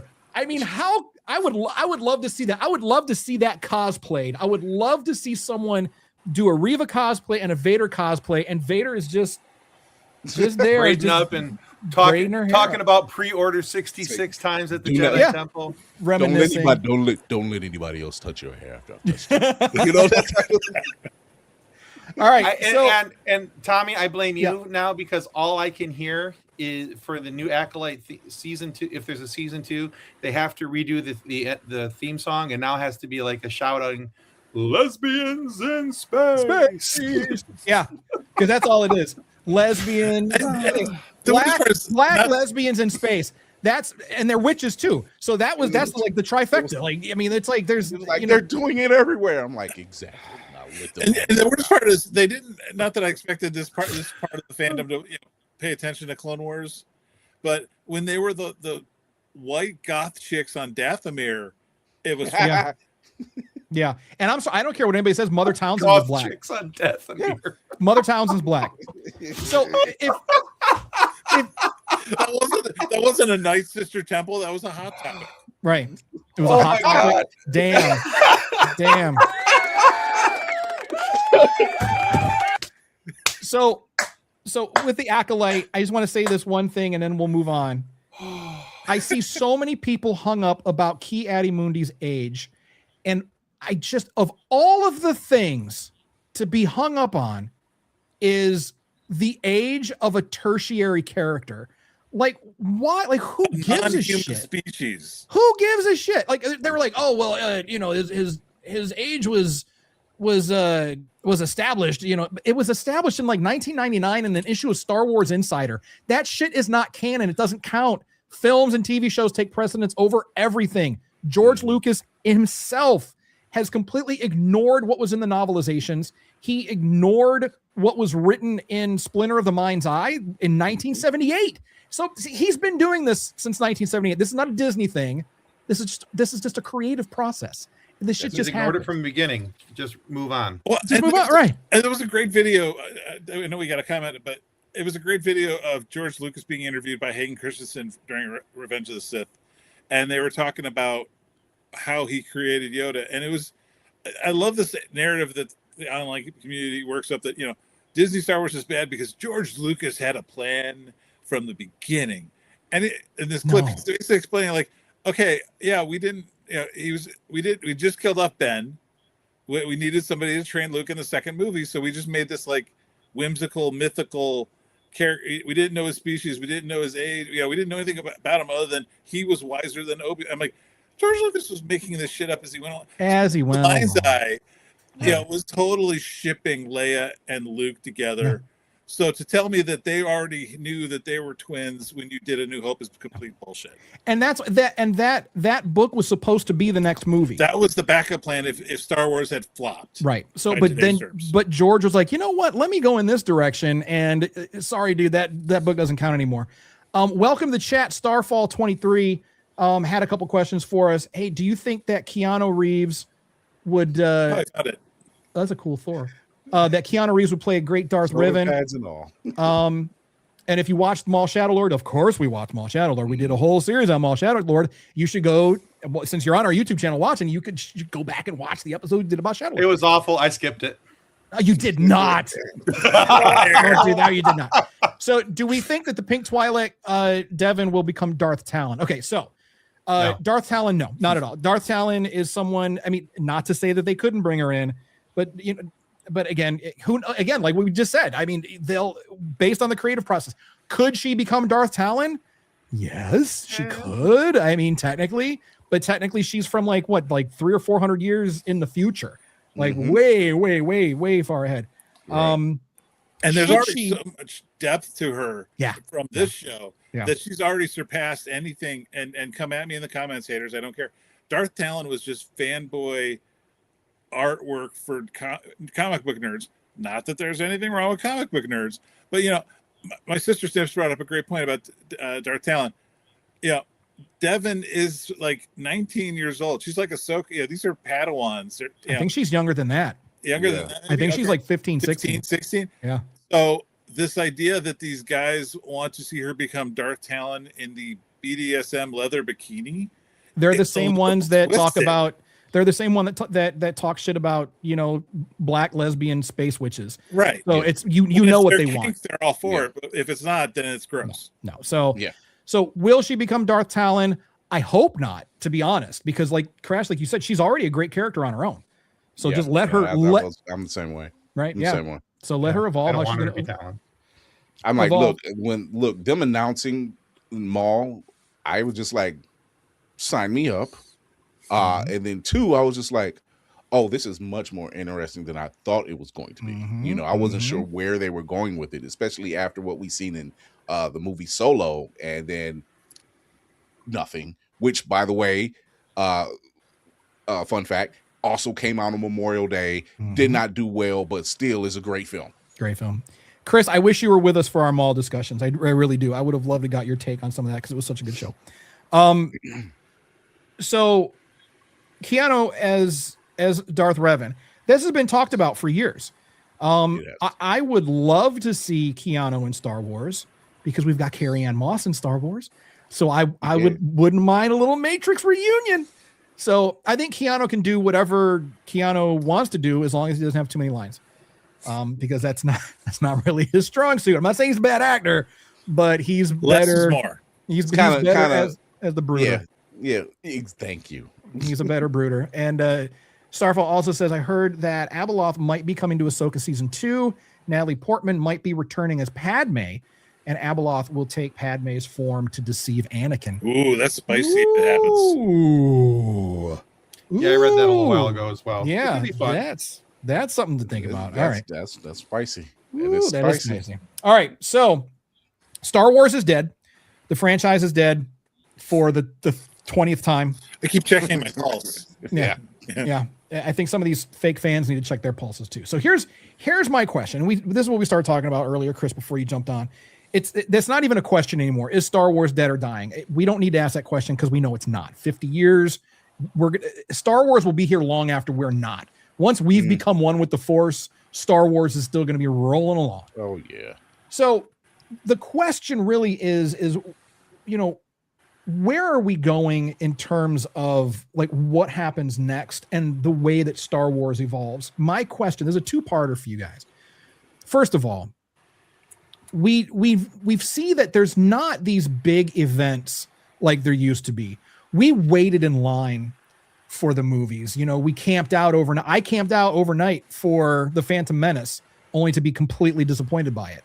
But we've waited in lines around the block to get in Star Wars movies. Over the years, you're not seeing that so much anymore. I'm sure different cities, I'm sure, larger cities, but is that a sign that there's potentially, and I hate to say this, but is there potentially too much Star Wars? It's never too much Star Wars. Well, no. At first blush, I always say the same. When I asked that question when I was writing this, I was like, "Hell, what the fuck, dude? Shut the fuck up!" No, there's not. No. But hear me out. This is why I'm asking the question. I don't believe that either. I think you can never have too much Star Wars.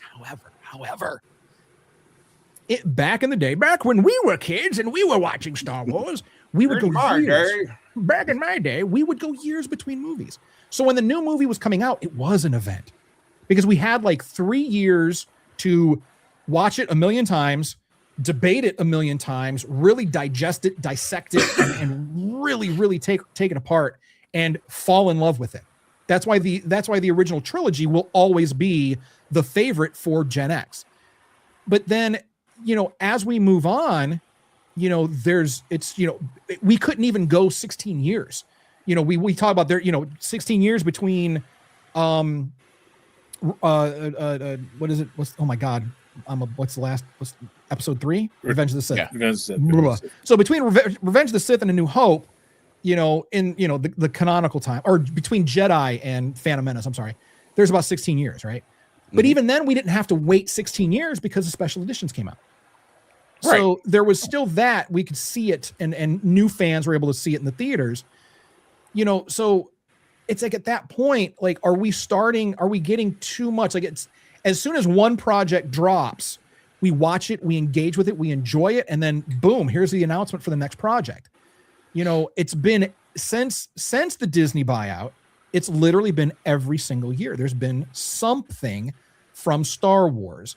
And as a fan, and all of us have been through this as fans that have gone long stretches of time without any Star Wars other than the EU, which was then ignored and shat upon, so, and that was our headcanon for years and years was the EU. Right. That's all we had, books and comics. Right.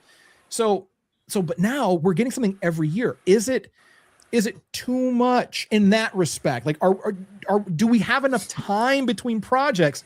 Tim, you're shaking your head off your neck. Tell us what you're thinking. Tell us what you're thinking. No, because the only way to answer all the questions is Star Wars is with more Star Wars. That's what we say on our show all the time. Sure. You can only answer Star Wars with more Star Wars. And if we're going to get answers to those questions, I need my projects to be released every year. Thank you very much.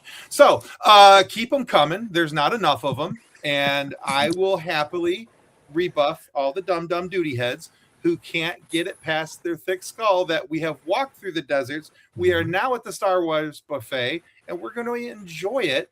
And if you don't like it, you can back away from the bar. Go watch something else. Go do something else. Go be something else. It's okay.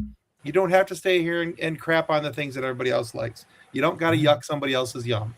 All right. So, all right. Tell us how you really feel, Tim. So that there was a tweet a couple of years ago where this guy, he equated Star Wars to a restaurant. I don't know if you guys ever saw this. It made the rounds for a little while, but basically he said Star Wars hasn't always been a restaurant. you go into a restaurant, you order one thing off the menu. You don't like everything on the menu. You're not supposed to like everything on the menu. You order what you like, you eat what you like, you enjoy it, and don't be an asshole to the staff. And I was like, and I think that's appropriate, especially now. That's probably the best analogy. Yeah, I agree. That's the best analogy. It's not going to be everybody's taste, but they say, hey, if you go to the Star Wars restaurant, I suggest you try this. But if you don't, something else. I'm not a fan of this over here, but I like what they have over here, and that's fine. But like Tim said, they even have a kids menu now. I mean, they have a kids menu. They have a kids menu. So like, even like Tim said, it's not necessary. And I wholeheartedly believe that's something I follow too. Is like, look, I like it. You're not going to change my mind. I am here, good or bad, for better or for worse. And we're eating well. Star Wars fans are eating well. So to say, oh, I didn't like it because of this, I'm like, look, I came from an age where we had to wait several years. Yeah. It's like, so to say I'm getting something this year, and then I might get a series or something, and then I get the. Please bring it on. I'm like the guy with all the barbecue plates. I'm ready to eat. I am so ready. I'm like, this is too much. No, it's not. Shut your mouth. I want it. Tim's putting the bib on. Tim's ready to eat more. Go. All right, Let's go. Right? I'm like, I need that. So we got Tim and Chris in agreement. Crash, do you think that there's too much Star Wars? Is it killing the vibe of Star Wars being an event in theaters? No. Okay. I am in the feed me more camp. I am just bring it on. I do think that our generation has sort of romanticized the image of camping outside of movie theaters, like we see in all the old newsreel clips from Star Wars and the original trilogy. I remember camping out for tickets for Phantom Menace because it was my finals week at Kent State, go Flashes. And it was the one day of the week I didn't have a test. That was when the tickets went on sale. So I drove over to the local mall, they had a movie theater, waited with a couple dudes, played Star Wars Trivial Pursuit. Again, I get that one guy that's got all the bonkers opinions and he's a chatter. And I'm like, F my life, get me out of here. But also again, we've talked about how the movie theater experience has changed after COVID. My sister Snips brought up a great point about this. We were talking after we got out of the movie, and you remember movie theaters up until recently were the only entertainment venue where you don't pick your seat ahead of time. Yeah, you had to camp outside the theater 3 hours before a movie you've got a ticket for to start, so that you weren't the guy that gets stuck in the upper corner of the theater. You got the shitty view seats. Everybody wanted that prime center section.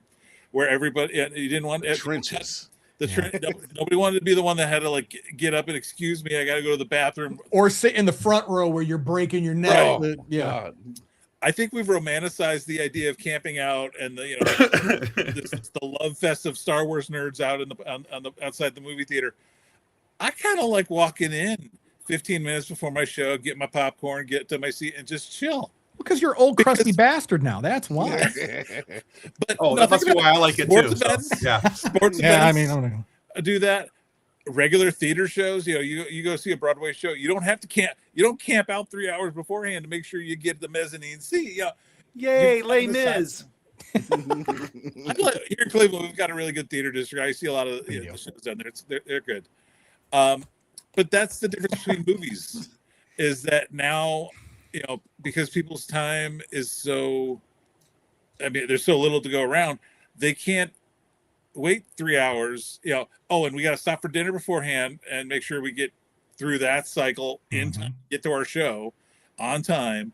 Don't you dare come in during the trailers. No, you got to stop at the store to pick up, your candy because it's going to be cheaper at the convenience store. Popcorn bucket or we smuggle in a peanut. It was an event. PO bucket head. There you go. Yeah, we smuggle in what is it? Peanut M&Ms. We put peanut M&Ms in our popcorn. If you haven't tried it, do it. It's amazing. Fantastic. But we'll stop by the convenience store first because it's only like a couple bucks for a pound or two bag of peanut M&Ms. But then you go to the theater, it's like $6 for like a 4 ounce. It's like you get 5 M&Ms for like $6. Okay, so all this crotchety old man nostalgia aside, I think that Star Wars is doing pretty well. The MCU kind of worked themselves into a little bit of a rut, I feel, where they were churning out so many movies and streaming shows at the same time. There was so much content coming out that, they didn't find the balance. They couldn't find a balance. And the complaint was, and sometimes it was valid, that, well, if I don't see every show, am I going to fall behind? The beauty of what happened in Mando Grogu was you could walk into that movie theater not having watched a single episode of Mandalorian Grogu, and you get the gist. You can follow along. They gave you the basic information, and you can enjoy it. I think, they're going to do a season 2 of Ahsoka, and I think that's the last Disney Plus series live action that we know of. For a while. For a while. Bob Iger really pushed Disney and Star Wars Lucasfilm to doing movies again because they like that instant gratification of box office number. Right. Yeah, we earned this much money spending this. Like I just said, no bucks, no Buck Rogers. Yeah. They spend this much on a movie. They want to get their return as fast as they can. With streaming, one of the things I found in Andor, people love to rave about how great Andor is as a Star Wars show, and it's good. I'm not knocking it. But they spent $705 million, and apparently they're per episode, right? Or for the whole thing? No, for the two seasons combined. It was supposed to be a 5-season series, which if they had made like a movie, that would take like at least 6-7 years. Yeah, the mouse isn't gonna like that. Mickey's like, "Where's my money?" Right. But so you do 16 hours of content with $705 million, and you only brought in apparently $300 million in revenue. So technically, Andor made a loss. Yeah, but I mean, but for all the acclaim it got, for all the award nominations, and fans raving about how, and the media raving about Tony Gilroy's the future. All Star Wars should be like Andor. What? Pay double the money that you bring in on return? No, that's part of the problem of the streaming era. If we're being honest, right? Is that you're only getting so much money for these IPs that are massive. When we're talking about Star Wars, we're talking about Marvel, we're talking about DC, Star Trek. These IPs are massive. And if you're trying to funnel people into a streaming service like Disney Plus that has Marvel and Star Wars in it, you're only getting the same dollar amount to cover all these things. All of it. Whereas that movie ticket is earmarked for Mando and Grogu, not the time that somebody rewatched Captain America for the umpteenth time. That's right. I do it too, but I'm just saying. And we're still in this like post-COVID era where we know that the film industry and the theater experience took a huge hit. So we're still bouncing back from that. People got so comfortable with streaming because they couldn't go anywhere. They couldn't go out. So now the streaming services were on point with that. But now, it's like we're still trying to bounce back from that. And Crash, there was a couple of things that you had mentioned. I agree with you now that you made me see this in a different perspective. It's assigned seats that's killing the theater going event. It's killing that waiting around the block, standing in line, camping out overnight, meeting people. Assigned seats killed that because there's no need for it. I don't know if it's. I think it's worth killing. I'd be honest, because like I said, how many times you go to a movie theater and there was a sold out sign on the movie you want to see. But it gave you a sense of urgency, and it was part of, you know what I mean? It's like, I got to get to the theater. And then, like you said, you meet people, you're playing Star Wars Trivial Pursuit, Well, that's what the internet's for now. We I know. Yeah, but that's now your audience is not just the people camped out inside of your little AMC theater in Stowe, Ohio. But it's now you've got the entire internet, or shall we say, a safe space of people who aren't fandom menace trolls and grifters who love Star Wars. And if people can come to a place like this and say, you know what, I had fun. Yeah. I remember recently there was a Sony executive who said exactly what a lot of fans and theater goers were saying. We need to bring back that 90-day window. We need to drop that ticket price. We need to make it more affordable. And I said, yes, and yes, because that 45-day window sucks. Yeah. Because once again, you're just like, okay, I got to get in there that first 2 weekends, because if I don't, then they're going to drop you're going to miss the first 2 weekends where they're showing it in most of the theaters, most of the screens. And then that third week, a lot of the screens are less. So now you're stuck on certain times to go. You may not be able to work that time in. And notice how much the promotions have been tied directly into go see it in IMAX before Masters of the Universe takes it or the Odyssey takes all of them. Yeah. Yeah. And don't get me wrong. Has a hard on for IMAX. And don't get me wrong. This year alone, as nerds, we're eating so well because there is something every other week, whether it's a television show, streaming service, or movies. We're getting fed. We are massive, we are. But Crash, you brought up about Marvel, and there is, in my opinion, there's Marvel fatigue at this point because I ended up watching, what was it, Daredevil Born Again season 1 and 2. Yeah. But I needed to get caught up because I had missed a few things. In order for me to get caught up, I had to watch 6 movies, 14 different TV shows, just to, I didn't have to. I'm sure I could have just looked up a wiki or looked for a recap, but it's like I wanted to watch Hawkeye, the Hawkeye TV series, right? This was like a couple years ago. But in order to watch that, I had to watch Black Widow, which I hadn't seen yet. I had to watch, I think it was the season 3 of Daredevil, which I hadn't seen yet. So it's like there was a lot of buildup before I could even get to the show that I wanted to watch. The crossovers. And this is why me and my team said they were missing Luis from Ant-Man to do a full recap. Oh God, I need him. Apparently, there is give us a recap. Like, so in case you missed everything, and break that all down. Honestly, I would pay a ticket price just to go watch him tell the story. Same. Tell the story. Tell the story. Oh, this is what happened. Okay, hands down. And now we're caught up. I'll pay 2 tickets just for me. Let's go. 100%. So, what are our thoughts now that we've gotten that out of the way, and this makes me feel a little more hopeful. So, thank you, gentlemen. What do we think about the future of Star Wars? What are our predictions? Where is it going? Is it just going to keep on keeping on? Or? There's a song from the 80s that said, "My future's so bright, I gotta wear shades." That's Star Wars, huh? And that's Star Wars for me. There's always going to be. We talked about this earlier. There's always going to be somebody who craps on Star Wars because it's jumped the shark. It's done this. It's done that. It's whatever.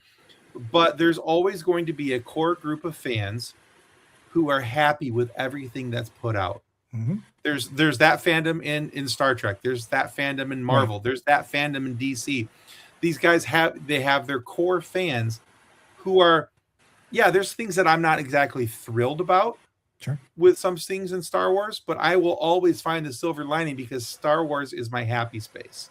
Right. That's not toxic. That's not toxic positivity. That's not you being a shill. That's just you enjoying the IP for what it is. Yeah. Right. I totally agree. Totally agree. Where you see stuff like that. Yeah, I mean, so there's guys out there who, and don't get me wrong. So I've said this before. I've said it a million times actually.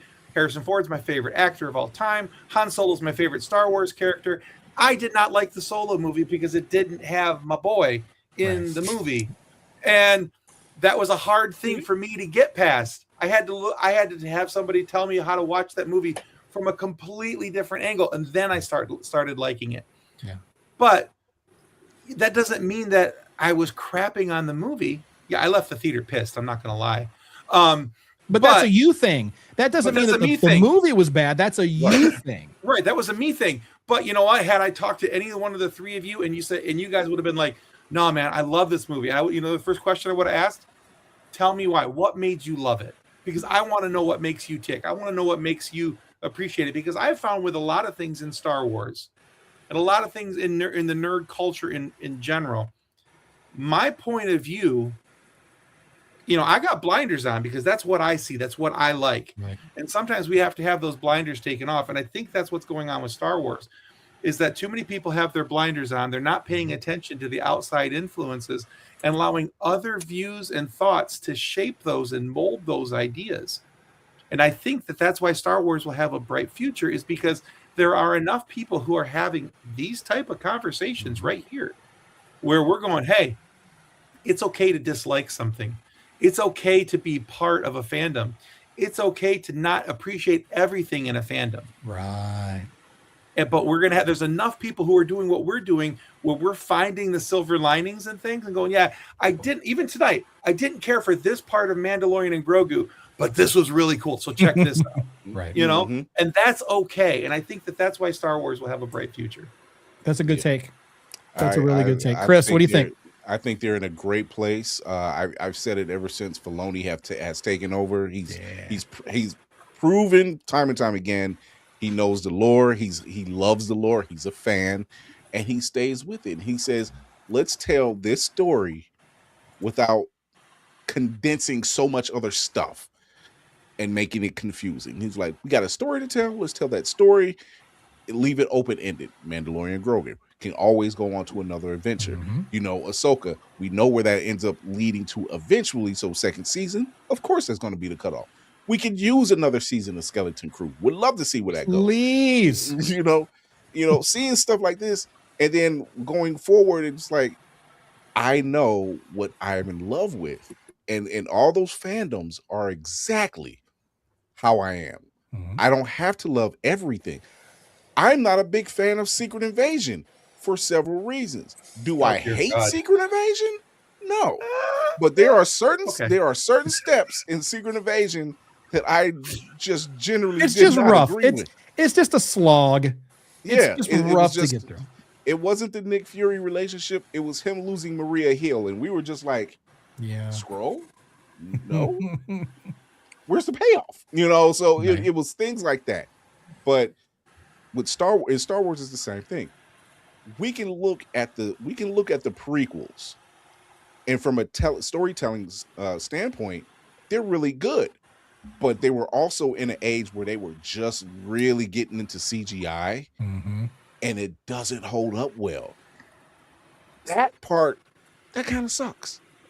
But everything else around it, Anakin and Kenobi's relationship, top tier. Their battle scenes, to the point where when they bring Hayden back for Ahsoka, and they say, hey, you got to slow down. You got to slow down in your fights. Because it was just like, it was second nature to me. So it was just like, this man has a love for that culture. He's like George Jr. I mean, he's George Jr. 100%. You know, Sam Witwer. Oh my God. He will shut everything down. He was like, get him talking about anything Star Wars. That's the man. And we've talked about that before. It's like Sam is like, you think you know Star Wars until you talk to Sam. Like you are so proud of your Star Wars knowledge until you sit down and talk to Sam. And he puts you in a different perspective. Yeah. Fun fact about Sam Witwer. Yeah. So on my show, in the older incantation of the show, so we're Pop Culture Addicts now. We used to be Funny Science Fiction Podcast or FSF Podcast. And back in the day when we had Sam on the show, we used to end our show with doing a little quiz with our guests over, you know, some fun things. It was about like 6 questions. I went out and I found the hardest, or what I thought were really hard Star Wars questions. My man was answering the questions before I finished them, clarifying what I was asking. We got done with it.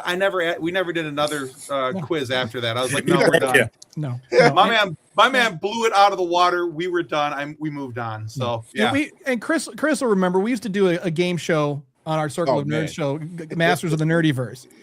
And then we did this thing called Krusty Cantina, which was all like Star Wars games. But Masters of the Nerdyverse, it was kind of all over the place. It was whatever. Sam is the master of the Nerdyverse. I mean, he is that guy. And it's like, yes. I want him on the show, but I don't want him on the show, man, because it's like I know you don't want him to show you up. No, it's like I know Star Wars, man. I know Star Wars, but I don't know Star Wars. Like I don't. I was just about to say no, you do not. But I don't, and I know because the master has become the teacher and all these other things. Because I've seen him in interviews where he's talking about like these little tiny things, like Dave, Maul's saber really wouldn't, and I'm just like, oh my God, you're just like so meta and so like next level with the knowledge. But that's exactly the type of people that we need in the franchise making content. And it's not love. That you hate it. It's just like, you love that. You're just like, he's so in tune with the universe, with that world, with that knowledge and that lore. you want that. You want to be like, he's the guy you want to go talk to. Yeah. Like, and I think some of, and you know, like what you had said too about, you know, how he loves it. He truly loves it. I think now that I think about it, I think that there are some Star Wars haters out there. I mean, the ones that we call the fandom menace. I think they started from a place of love. I think that they loved the franchise so much. It's very much like an Anakin to Vader sort of situation. He loved himself into the dark side. I mean, and that's, you know, he not loved himself, but he loved into the dark side. Like he loved so strongly, so powerfully that was ultimately what took him down, aside from, you know, Palpatine's, you know, manipulations. But I do think that some of these haters, I think some of that hate is coming from initially a place of love, but they're twisted by the dark side at this point. Twisted and evil. Yeah.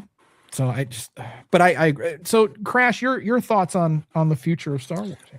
I've already worked in one Disney park reference, so I'll it's for next week, Crash, where I built a whole bit around it. I know, but I'm just gonna say, because I have questions for you. We're gonna cover those. Don't worry. I know we will. This is more of a general statement.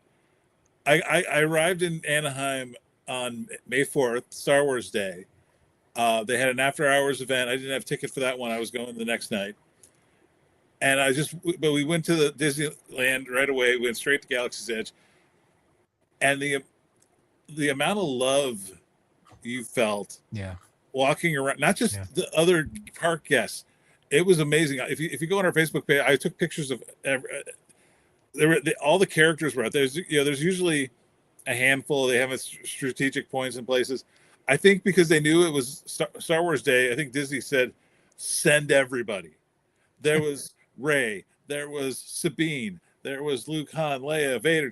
They were all over the place. And it was literally felt like being a kid in, I was the kid in Toy Story, in my toy box with all my favorite toys growing up and the ones that are still coming out. I think the future of Star Wars is great because there's, like I've said before about the Disney Plus shows, the franchise has branched into so many different storylines now, other than the main Skywalker saga, that there's so much room to explore. And whatever your yum is, you don't have to, you hate other people for liking a certain show. If you Tommy loves Skeleton Crew, love it. Root for it, be there for it. I'm a big fan of Rebel Pilot stuff. I'm still rooting for the Rogue Squadron movie to get made.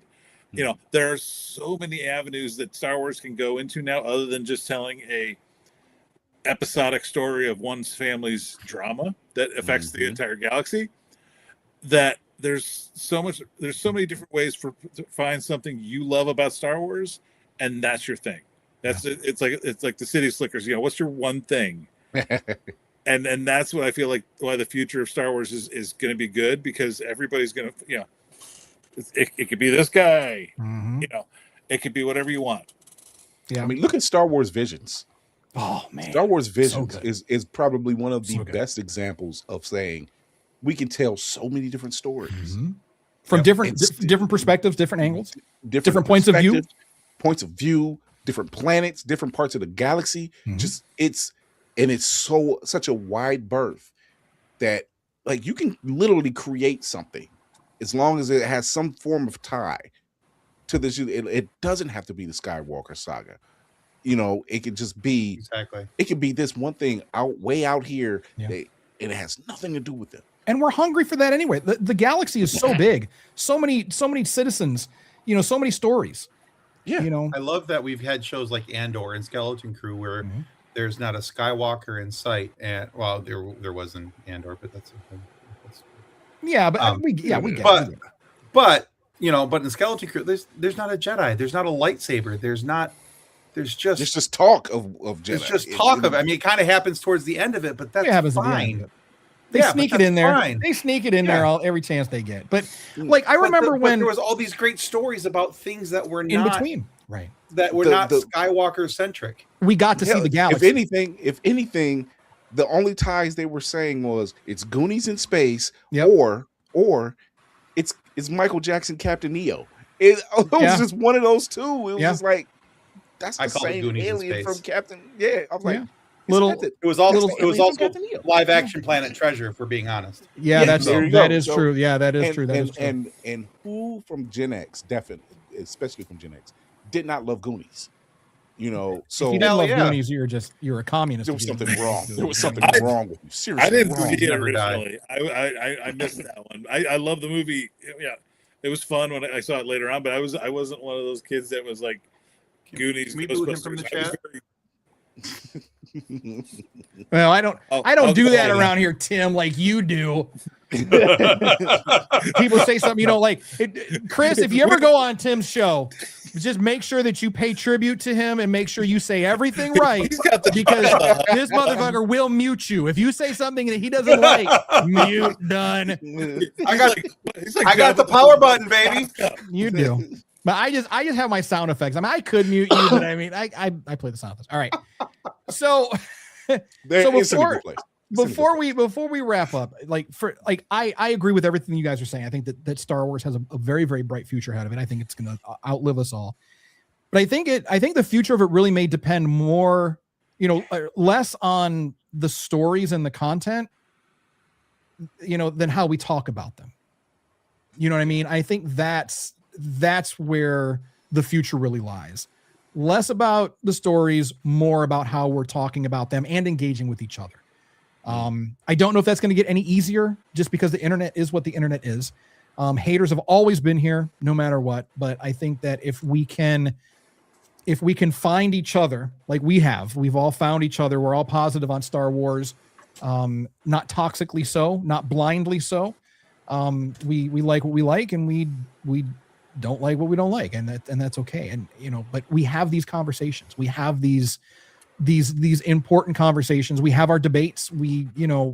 But we're not calling names. We're not saying that Star Wars is dead because people like space lesbian witches, and we can find the silver linings and things. Besides, some of the ones that are crying about space black lesbian witches, literally, let's say that's not a fantasy of yours. You just tell me it's not a fantasy. Right? You're saying I would be like, why do you have a problem with that? Like, it sounds like you're trying to threaten me, but you're actually giving me a good time. I'm trying to figure this out. I'm over here like, I want to see your search history. You're right. There you go. Before we get out of here, this has been a 2-hour extravaganza. We've never gone this long before. That's what she said. Before we head out, we lost Tony along the way. Yeah, Tony was just like, I'm tapping out, man. I'm out of here. But I'm done. Before we head out, Tim, Chris, tell the people what you've got going on and where they can find you. Tim, I think you said you got to bounce here pretty soon, right? So do you want to? Yeah, I gotta get out of let here. the folks know what you got going on and where they can find you. Hi, I'm Tim. I like nerdy walks along the beach. I'm Tim. I'm the host of Pop Culture Addicts, and we're a pop culture interview-based show. So we talk to people each and every week in and around the creative spaces. This week on our show, we have Doug Jones from Star Trek Discovery and Hellboy. So that's the interview posted this week. Next week, we'll have an interview with Rachel Kimsey. She is the voice, one of the voices, the people to voice Wonder Woman for DC Animation. And a couple other things. She's been in X-Men 97 and some other cool projects. And just yesterday, I sat down with David W. Collins, the voice of Spybot from Darth Maul, also the voice of Proxy in Star Wars Force Unleashed. So we got a lot of cool stuff coming up, and that's just scratching the surface of some of the cool people that are coming on the show, and we've had a really nice run of luck here. We also do a live show every Monday night at 9 p.m. Eastern, and would love for you guys to join us. Come check us out, share some laughs. And if you're a dick, I will kick you from the comments and I will boot you. So, yeah, you will. No, I'm not even talking about people on the show. I'm talking about if you're in the comments, being an asshat, you're gonna get. I've blocked so many people. It's just we're lucky. We don't get that much traffic, so like the traffic we do get is usually pretty positive. So we're lucky in that. So. There you go. But yeah, so yeah, check out Pop Culture Addicts. Absolutely good fun. Oh, what? Yeah. Oh yeah. Our if you want to find us online, we're on, Oh yeah, I'm you got to really do that. bad I'm really bad at this self-promotion thing. So if you want to check us out on all our social handles, we are at PCA Pop Culture Addicts, at PCA Pod Show. You can find us at PCApod.com. And as a matter of fact, if you go to our website and sign up right now, we've got some awesome giveaways that we're doing. So like if you are a fan of Fallout Season 2, we've got some Blu-rays to give away. I've got some digital codes for Plants vs. Zombies, the video game, whether you're playing on Xbox, PC, whatever. I got a whole bunch of other movies. There's some Tom Cruise movies in there for people who like bad cinema. I can send you one of those. So anyway. We need to talk offline because you need to teach me the ways of like getting promo stuff. All right, I can help. Yeah. I know a guy. All right, I know you do. You know a guy who knows a guy who knows a guy. Chris, exactly. Let's tell them where they can find you and what you do. Well, I am Chris Fury, captain of the ship, man on the wall of Blurred's Eye View. You can see that right at there at the bottom right there. You can catch us everywhere. Blurred's Eye View podcast on the Book of Faces and at Blurred's Eye View on Instagram. And you can catch us through the Clock app as well. Every now and then I'll pop up on there and give something little fun to talk about. We are live Tuesdays and Thursdays, 8 p.m. Eastern on YouTube and Twitch. You can also listen to us on iHeartRadio, Spotify, Apple Podcasts. If you want to watch us undisturbed and watch past seasons, you can always go to Always Press Record TV. That's APR TV through your Roku and Amazon Fire devices. And we might be covering Spider Noir next week. They dropped the entire season. Yes, they did. and gotta say, I'm 3 episodes in and I'm liking this. Yeah. I finished episode 1 last night. Yeah, it's very nice. If you're liking the, it's a thing. It's a thing. Okay. Now, are you watching it? Are you watching it in color or black and white? I started off in color. I'm going to go back and watch it in black and white. I want to see the contrast there. Okay. But it's definitely a fun ride if you're like into 1940s gangster style type of stuff. And it's Nick Cage. It's Nick Cage. I'm like, yeah, like literally Sam Spade type of action. Nice. You know, it's really right there. And I'm like, oh, this is not what I expected. But this is what I expected, you know. So all right. But yeah, it's a fun ride. But yeah, we'll be talking about that. We're gearing up for X-Men 97 to drop in the summer. That's gonna be fun. Looking if you were forward to around, that. if you were around for the first season where we covered it every week and did a breakdown, you'll want to see this for this one. What are the X-Men up to? You never know. And we'll be talking to some really great guests and some upcoming creatives coming through on the pipe. We recently had Mike Otis, who's actually here in Cleveland. Mike Otis, 216, you check him out. He has Night Thrasher Origins. And the cover. Here it is. Yeah, Night Thrasher Origins. Here we go. Night Reaper Origins. Really, really cool cover. Really cool interiors. Great story. If you like anything Daredevil, Punisher style, revenge, that's it. But we talked to a lot of really cool people and we just have a lot of fun, man. And we got a couple weird skits. All right. All right. Chocolate salty balls, pop start steak and cocaine, you name it. We got a little bit of everything. All right. So you're doing a commercial. You know what? I might have to submit my commercial from OMS. I don't know if you remember that OMS commercial. That was, you know what? I'm glad you said that. I'm also I also do a lot of voice work on the side. So if you go to Talk Story to Me on Spotify, don't ask me which character I do because I do several. I think I do at least 4 or 5 different characters through different types of stories. My favorite is Dathamus. Where I play an actual villain, a super villain, and that's got to be fun. Oh, that was a ball in the park right there. Well, when you get a chance, send me links to all this stuff. That way, I can put them in the description for the show this week. Oh yeah, definitely. That way people can link. So, because I've already got Tim's info and I got Blurred's Eye, but this other stuff you're talking about for the VO stuff. So I'll put it in there. That way people can check you out. All right, cool. Thank you, gents. Thank you, gents. Crash, what do you got going on? You're just here. I'm just here. You're just here. You're handling business, man, on our Facebook group and our private secret Swarzy Curious Facebook fan group. Yeah, that's been picking up lately. We've been gaining new fans. Yeah, the more we get out there, the more, like I said, I met so many people out on the West Coast that were interested in a positive Star Wars safe space. Yeah. So if you're listening to the show, welcome. I'd say it's always like this, but this was a trip tonight. It was. I'm gearing up for some trips over the summer. We're going to be heading out to Fan Expo Chicago. They got some Star Wars guests I want to get. So I'll have some more stuff to report from that. And then we're just going to be kicking it with eventually after this, we're going to get back into the Bad Batch and go. Yeah, I was about to announce homework. So we're back on that. We're back on our grind, running through Star Wars in chronological order. So next week, your homework is going to be back to the Batch. We're going to be hitting up the Bad Batch season 1, episodes 10 through 13.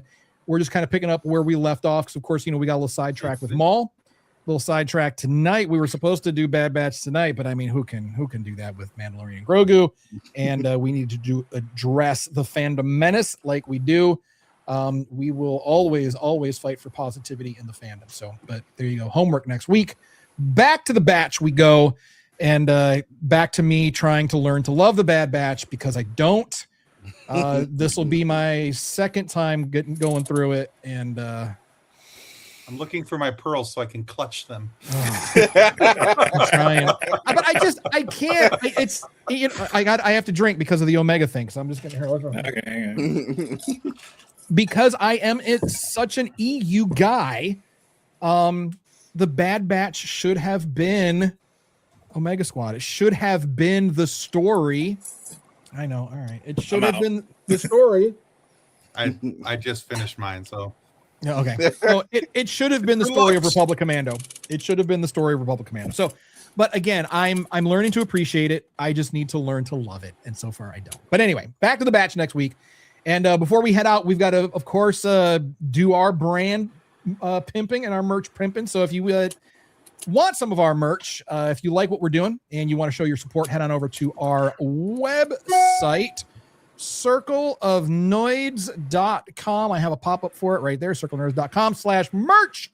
And you can pick yourself up a couple of shirts, a couple stickers, and let the world know that you are part of the Circle of Nerds and the Star Wars Safe Space, or let people know that you're just a little Swarzy curious. And if you want to keep up with us online, you can check us out everywhere at the SWS Show on all of the places, and watch us on YouTube or listen to us wherever you get your podcasts, because we are on every podcast. And I think that's going to do it for us. So, gentlemen, thank you for joining us. Always. And obviously, you both always have an open invitation. So if you guys want to come back and talk about the Bad Batch, once we're done with that, we're rolling into Rebels. If you guys want to talk about Rebels, I have lots of thoughts about Rebels. There you go. So we're doing, like I said, we're doing everything in chronological order. So some things. Criminal. Right? Well, and what's interesting too is that once we get to Rebels, that's going to be mixed in a bit with something else. Now I forgot, but it's almost like Andor, probably. Andor, yes. So we're going to be doing like the way that the timeline works out. It's like a few episodes of Rebels, and then you jump over, and then we're going to do a couple episodes of Andor. So it's a very interesting way to watch it. It's a little sloppy, but one thing that we have found by watching it in chronological order, some stuff just hits a lot harder. Some stuff is just a little more heavy. There are better ways to watch Star Wars in different orders, to look at things as flashbacks and the machete order and all that. Yes, but this chronological order, you're seeing the rise and fall of people. You're seeing these relationships develop, especially with Ahsoka. As we're going through watching this with Ahsoka, it's just been a treat. So thanks for joining us this week, Star Warriors. We know that you could be somewhere else doing anything else right now, but you chose to be here with us, and we absolutely love you and appreciate you for that. Also, as always, a tip of the hat to our active duty service members and veterans around the world for helping to make the world just a bit of a safer place. So we do appreciate you for that. And if you want, join the conversation, drop your theories, hot takes in the comments down below. And of course, you can check us out again every Friday night, live, every-ish Friday night, live here on YouTube and Facebook, 8:30 Eastern. So before we head out, does anyone have anything? Anything else? No, not me. I'm just, say goodbye. Okay, goodbye. I'm heading out this weekend. I'm going to take my folks to see Mandalorian Grogu. They're a little older, so they don't do movie theaters as often. As like that line from the movie, the old protect the young, and then the young protect the old. Yeah. There you go. That's how it is. That's how it is. This is the way. This is the way. I love it. All right. So that's going to do it for us this week. We are done. We are gone. We are out of here. And as always, remember, rise, resist, rebel, and we will see you all next week. Bye.